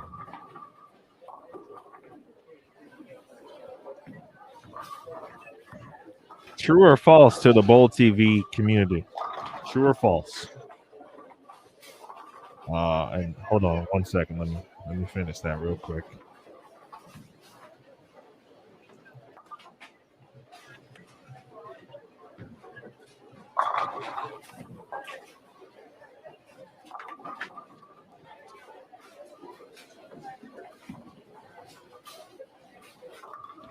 Come on. All right, that's not what I need. Why can't things just work, Aaron? A live streamer's question for many, many eons. A usual issue.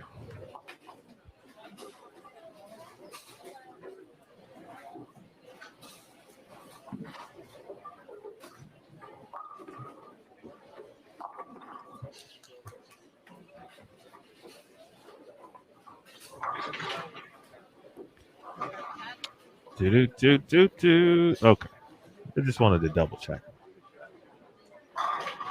All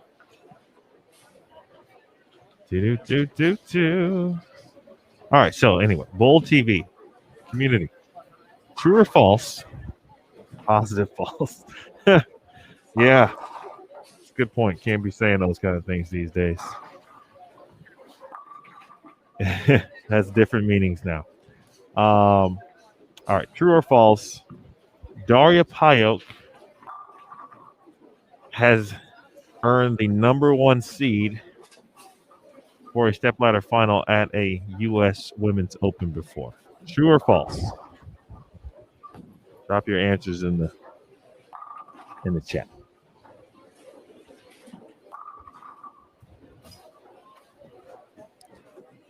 I know the answer to this one. I'm not going to say it, though. I'll repeat it, too. It's for the community, you know. If you know the answer, or even if you don't, you got 50-50, obviously, right? You put your cash in it and see what happens. True or false, Daria Payok has earned the #1 seed for a stepladder final at a U.S. Women's Open. True or false?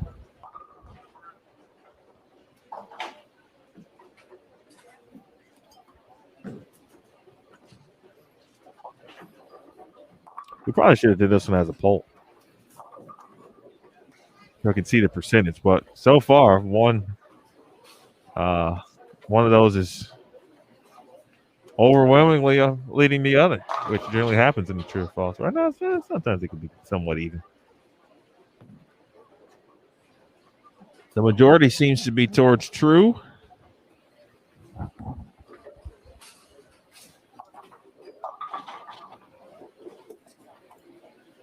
And that would be,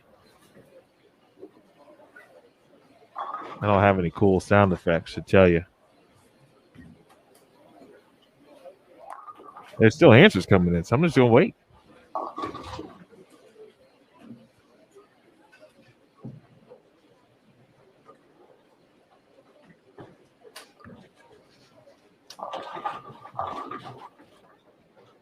Got a lot of answers. Appreciate everybody listening.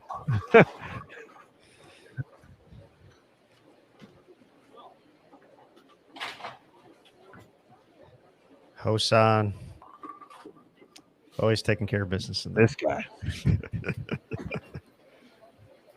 Somehow an unrelated Liz Johnson question became a Liz Johnson answer from Hosan. That's my guy, though. I appreciate him a lot. The answer is true. And some of you already put down the additional information. It was 2017. She was the #1 seed at Plano Super Bowl in Plano, Texas.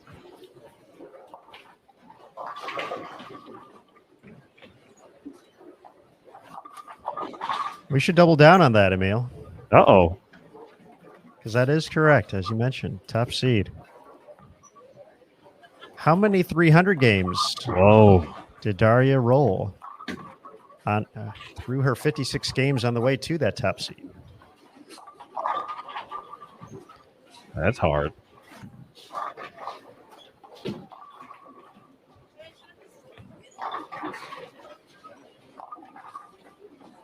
She went 16-8 in match play. Perhaps one of those wins could have been.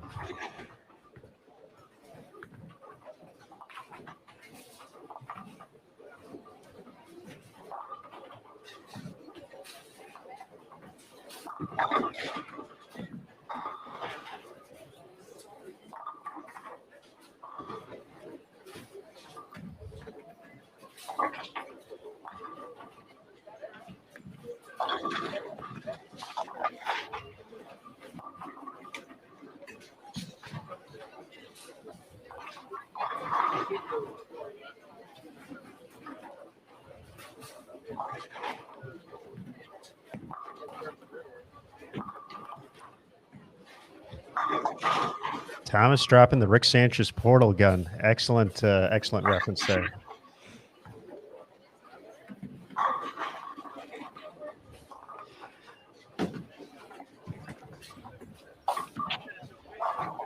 But Hosan, yes.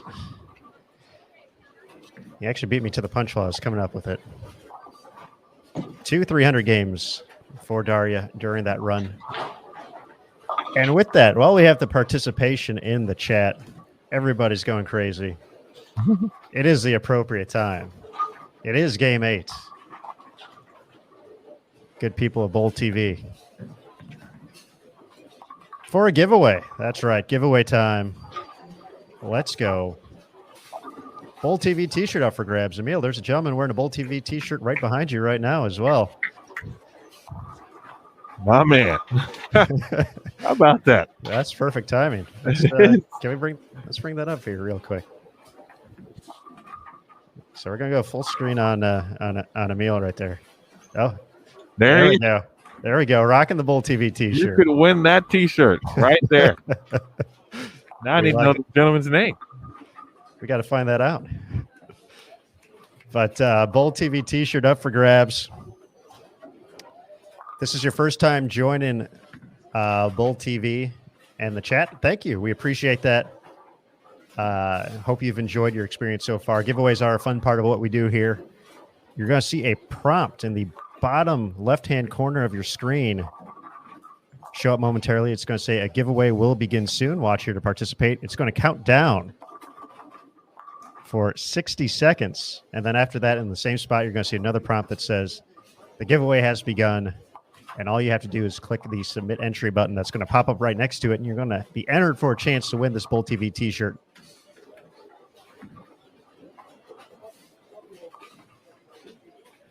If you are in full screen mode, we do recommend you take it out for a quick second for these 2 minutes. Make sure you can see the chat and everything.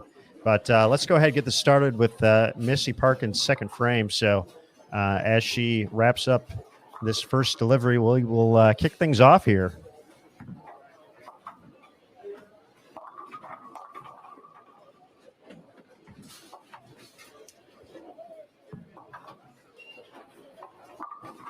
So good luck, everybody. So with Missy's first shot here, we'll start it afterwards. Knowing Missy, I think we might see 10 back. Oh, let's go. Yeah, Missy. No.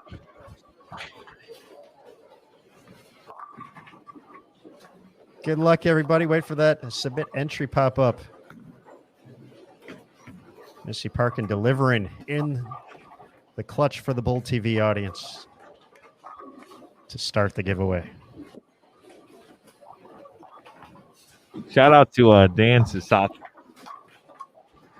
All right, I've seen him in the chat. Yep, who I do recall now meeting. We met, and it had to be a few years back, and I think Mountain Bowl.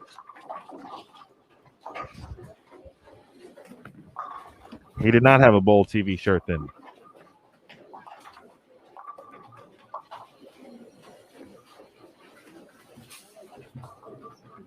Fortunately, he was dealing with an injury then, and unfortunately, he's dealing with a different one now. I saw the sling for the arm there. But now we got to get Bold TV patches, so I was going to say that's the next step. we can get him one to add to his sling situation. Such fantastic timing right there. That was To be. I mean, I saw him earlier today walking behind when we were chatting at some point, but recognized the shirt. But the fact that it popped up right then and there, unreal energy. Here in Game 16 of the day. We couldn't replicate that if we tried. And we had Missy deliver a strike to make it happen, to get it going.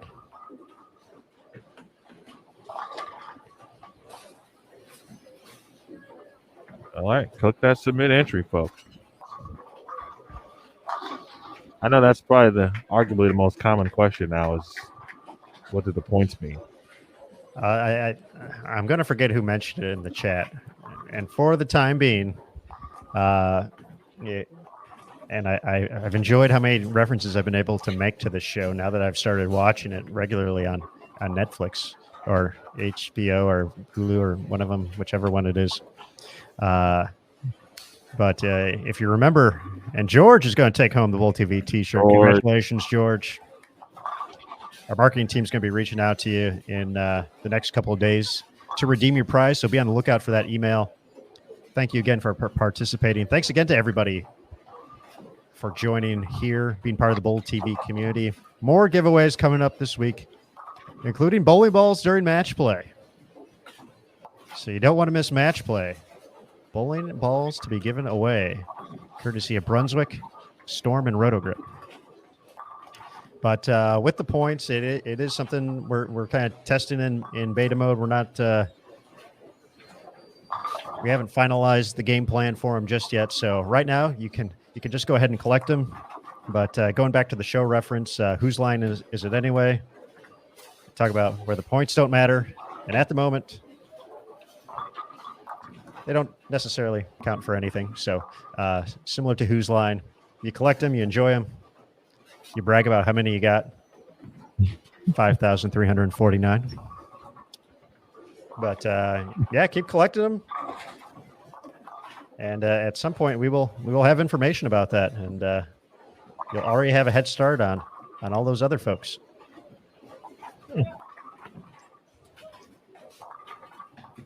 JT, subtle drop there. 8110. Very subtle, JT.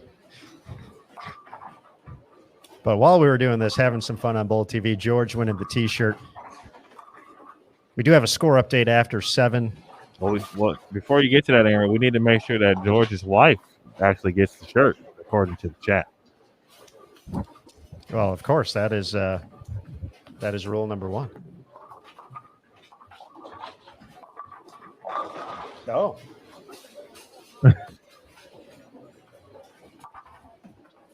Is that Regina?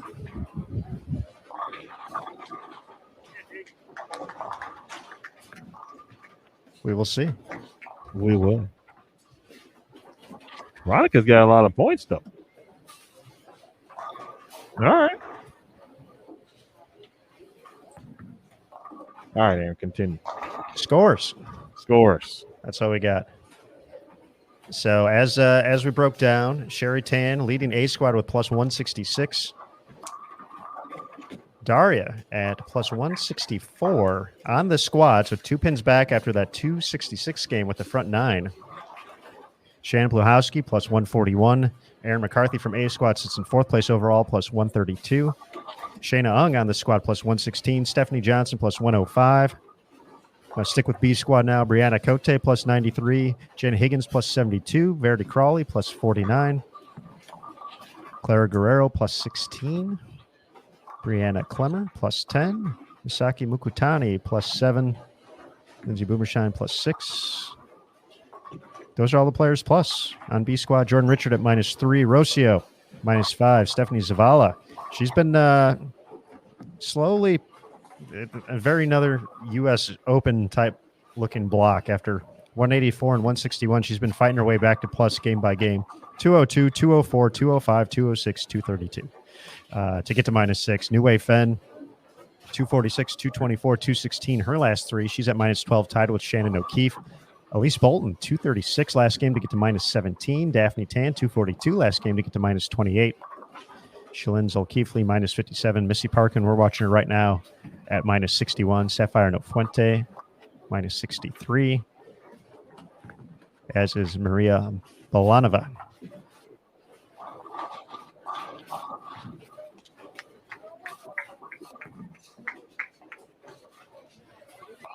It was Regina. How about that?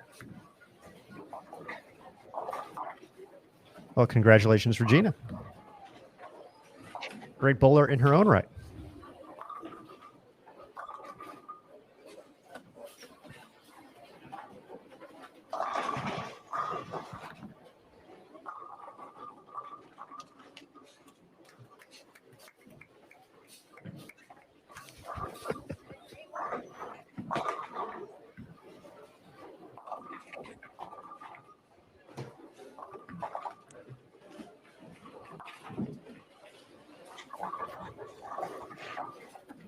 I think my favorite comment in the chat all day today just happened to Emil.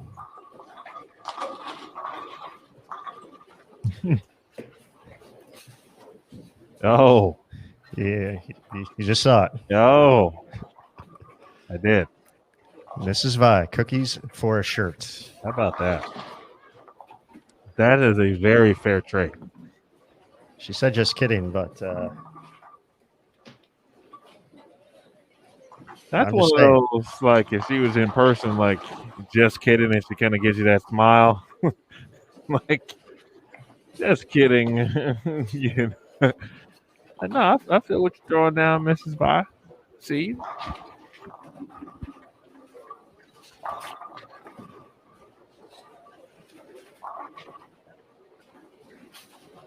Serious question, Mrs. Vi. Do you also make, or can you make oatmeal raisin? Oh, as to Lindsay Boomershine's 8-pin. Oatmeal raisin, fantastic, by the way. Just curious. Those of us who, I know chocolate chip is beloved, and I know that yours is amazing. Some of us, for whatever reasons, typically get headaches from chocolate.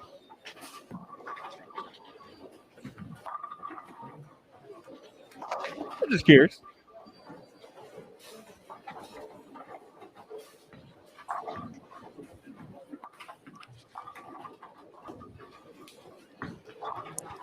So we settle into this final game, taking a look around the house. Rocio off to a nice start, 4 out of 5 strikes. Stephanie Johnson, 268 out there. Still positioned to contend for the top spot. Deandra putting together some strikes here on our featured pair, looking to make it 6 in a row.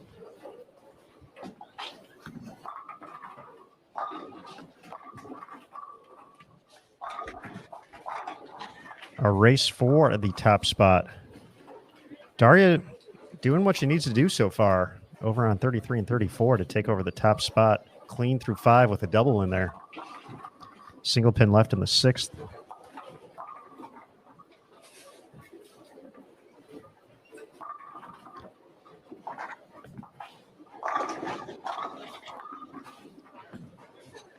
Shayna Hung off to a nice start.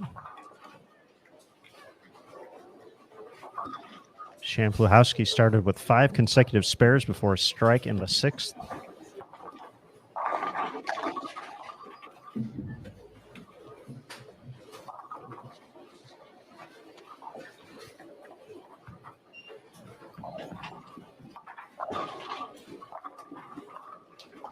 You mentioned Deandra. Mm-hmm. Got a tough go at it today. So if she can finish this game out, that would be ideal in the sense that she would have not a significant long way to go, if you will. With many pins to overcome especially going into tomorrow, obviously.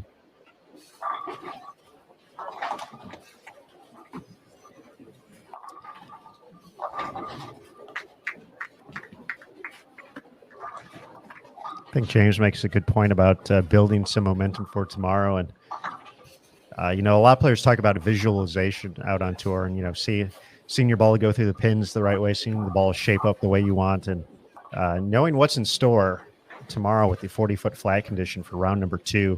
And these competitors on B squad, they have the quick turnaround to face that. As DeAndre's going to add one more, 7 in a row.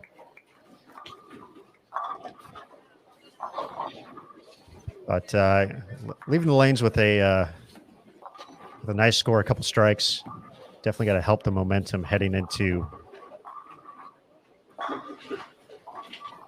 tomorrow's second challenge here at the U.S. Women's Open. Emil, I know you get to work with DeAndre quite a bit as well.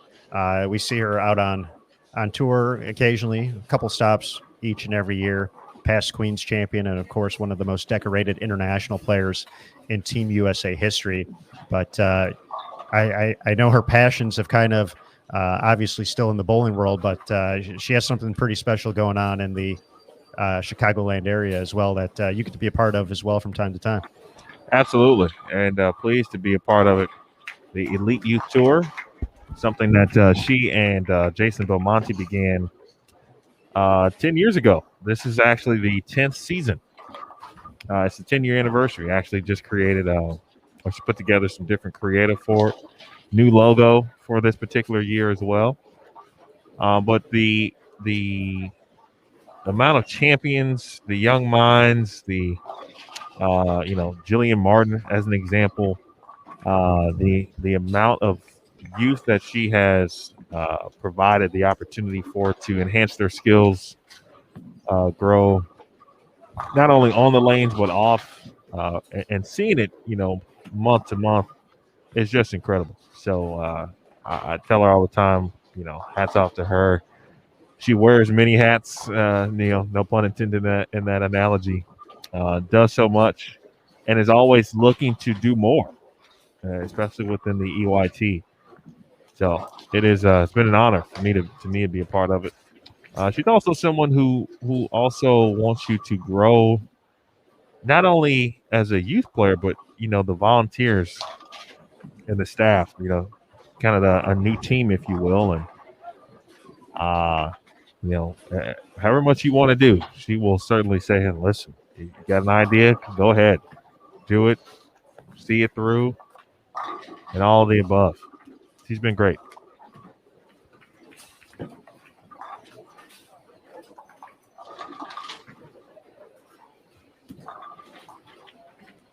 Veronica, I would love to know what bracket you are referring to.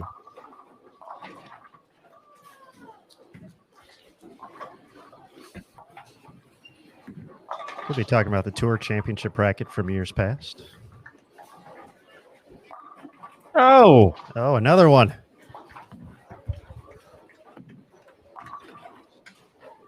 Hashtag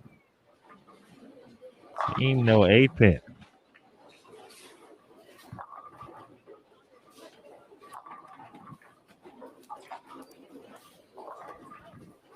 DeAndre can add one more. Gonna need a little push. Oh, wow. That one really skidded. Look left off her hand. 2-8 ends her string of strikes. 256 out there, though. Can get her to right around minus 100.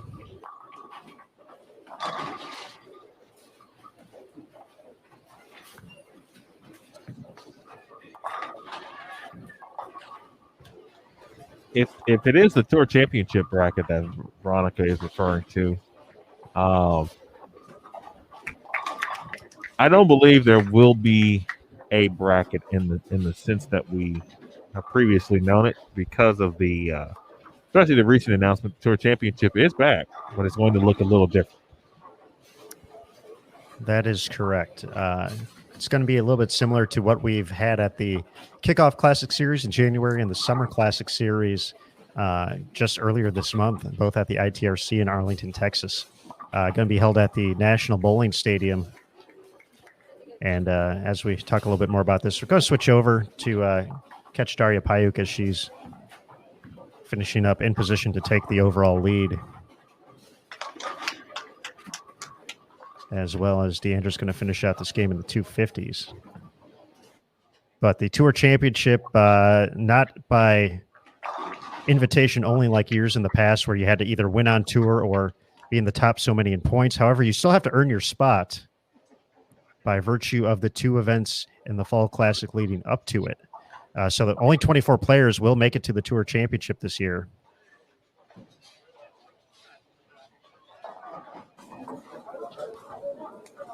Based off of their qualifying totals at the Reno Classic and the Pepsi Classic prior to that. But $50,000 to the winner, and that will be on CBS Sports Network as well.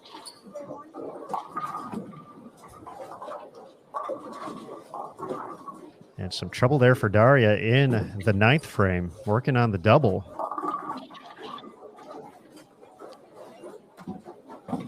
May make taking over this lead a little tricky.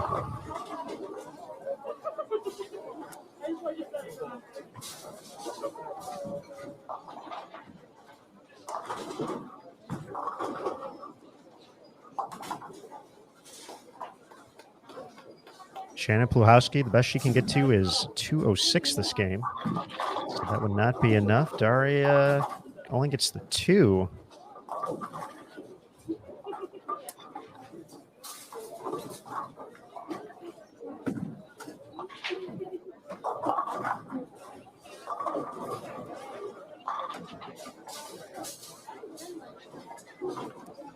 So now she's going to need to double here in the 10th. Otherwise, I think it's still going to be Sherry Tan at the top of the leaderboard. Stephanie Johnson got to plus 151. Shayna Ung plus 148.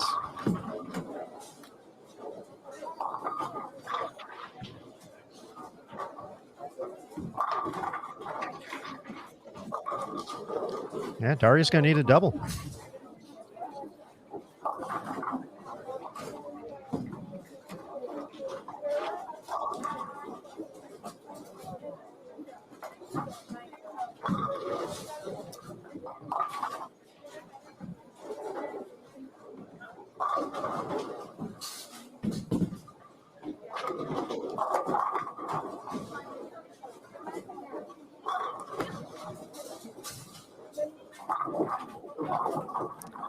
Let's cover the washout there by AJ Schock.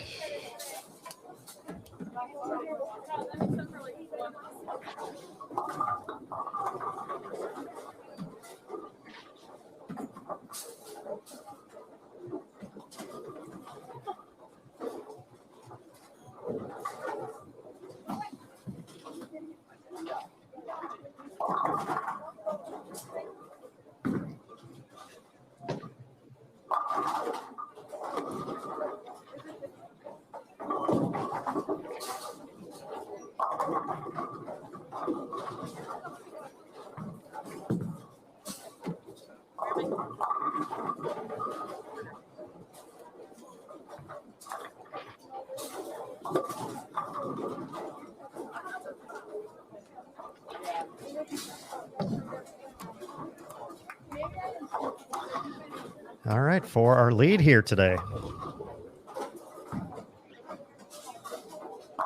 There's one.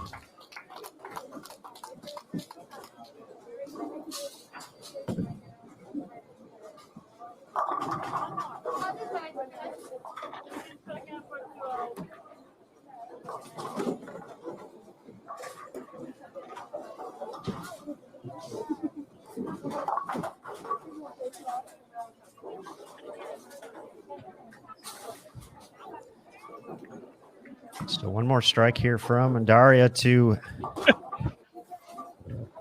see if she takes the overall lead for the day. We're going to have Stephanie Johnson joining us next as well. So CJ, don't go too far.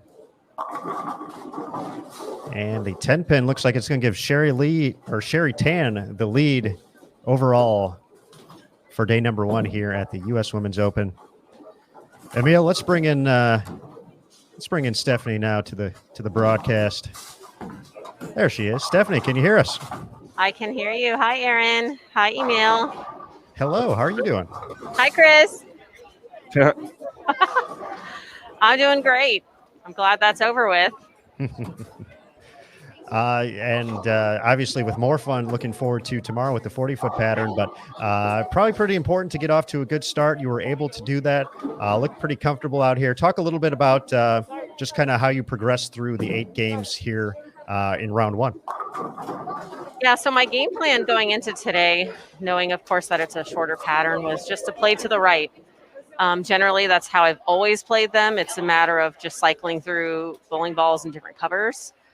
Fortunately for me, I was able to stay with the same ball for about 6 games. My Zen Master, it's one of our symmetrical pieces. And I was able to just kind of keep my angles in front of me. I didn't really give away the pocket too much. Not until actually that last game when I kind of jumped a zone left with my dart code, which is one of our stronger asymmetrical pieces. So the picture was pretty clear for me. I was able to execute. I had a couple bad shots. Game 7, shot 177, I believe. But overall, I'm very happy.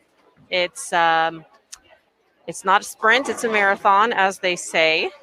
Although it feels very good to get off to a great start. I'll sleep a little better tonight. So, yeah, I'm very pleased. Obviously, you're no stranger to this event and know what it takes to lead. Overall, what would be some of the keys for you, knowing your experience at this event and how to kind of manage the week, if you will? Yeah, so obviously it's our major event. And for me, it's just all about being patient, and I think that's true for no matter what tournament I'm bowling. So I try not to change my mindset too much, knowing that, oh my gosh, this is a major. It's the U.S. Open. I've never won it. We got $100,000 on the line. All of that's great, but there's so many things that have to happen just to get to that part. So for me, it's super important just to be in the moment. Today's over with. Scratch that. Tomorrow's a new day. Just got to make some good shots, stay patient. My spare shooting was phenomenal today. I only missed a washout. So I think that's really going to be key for the rest of the week.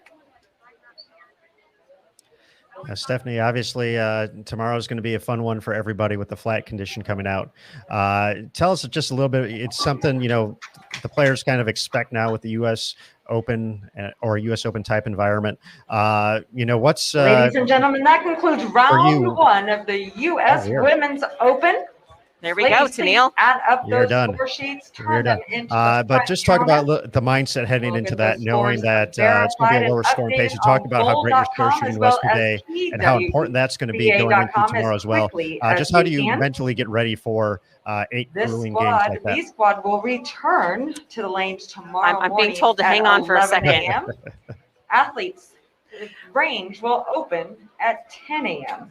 Again, thank you all very much for coming out and spending your time with PWBA at the U.S. Women's Open. Have a great evening, everyone.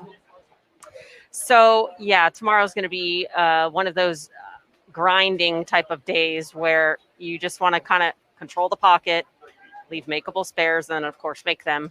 I do believe the scoring pace is going to be a lot lower. So, again, just making good shots and making my spares.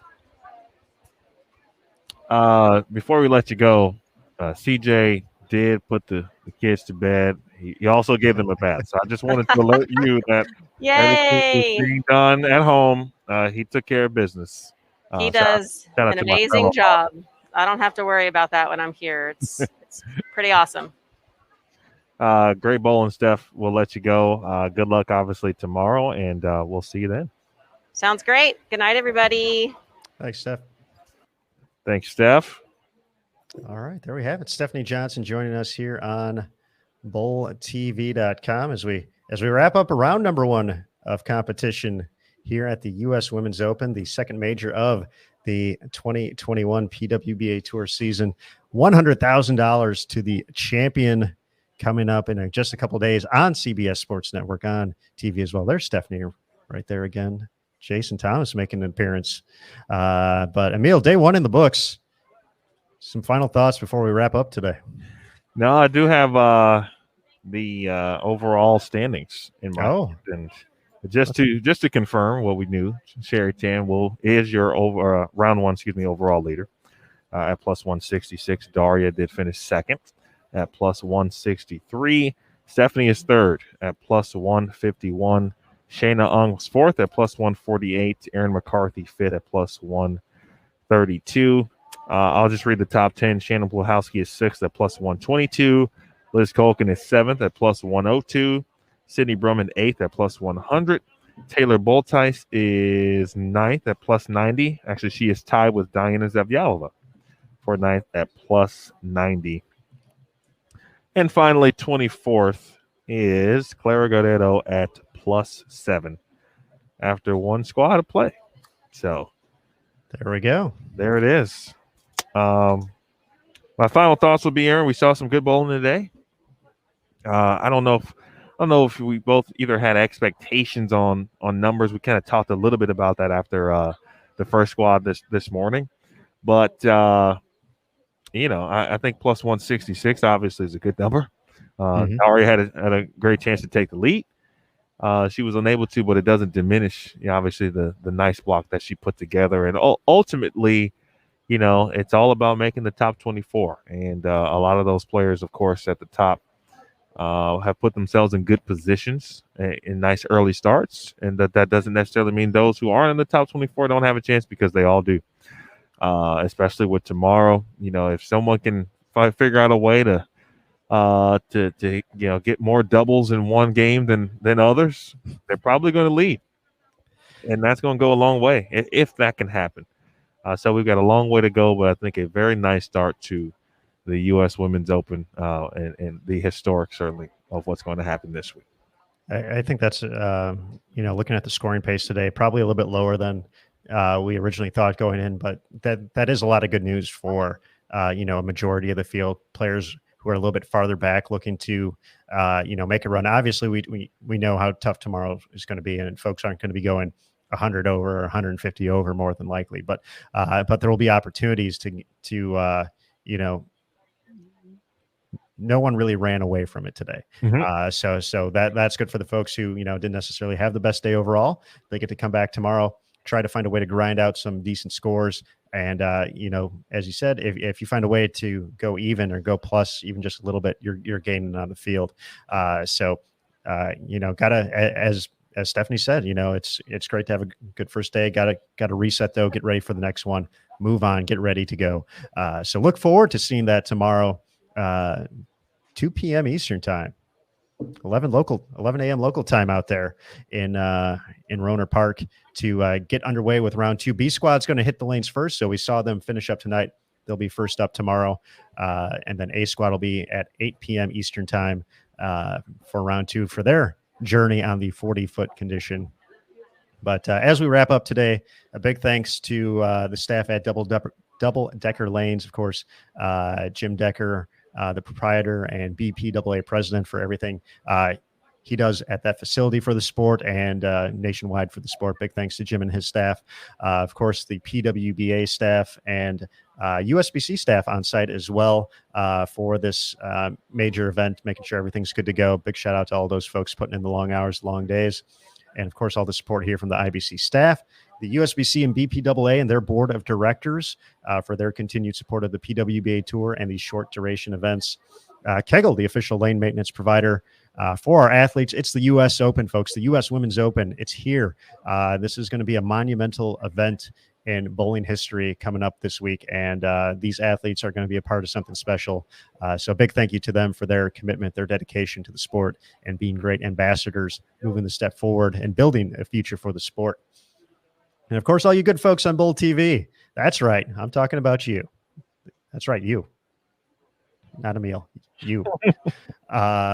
Just for being part of the community. We have such a good time out here. It was definitely fun. We had some great conversations going on in the chat as always. So thank you, good folks, for making it fun for us as well. We look forward to seeing you throughout the rest of the competition and moving on all the way through match play as well.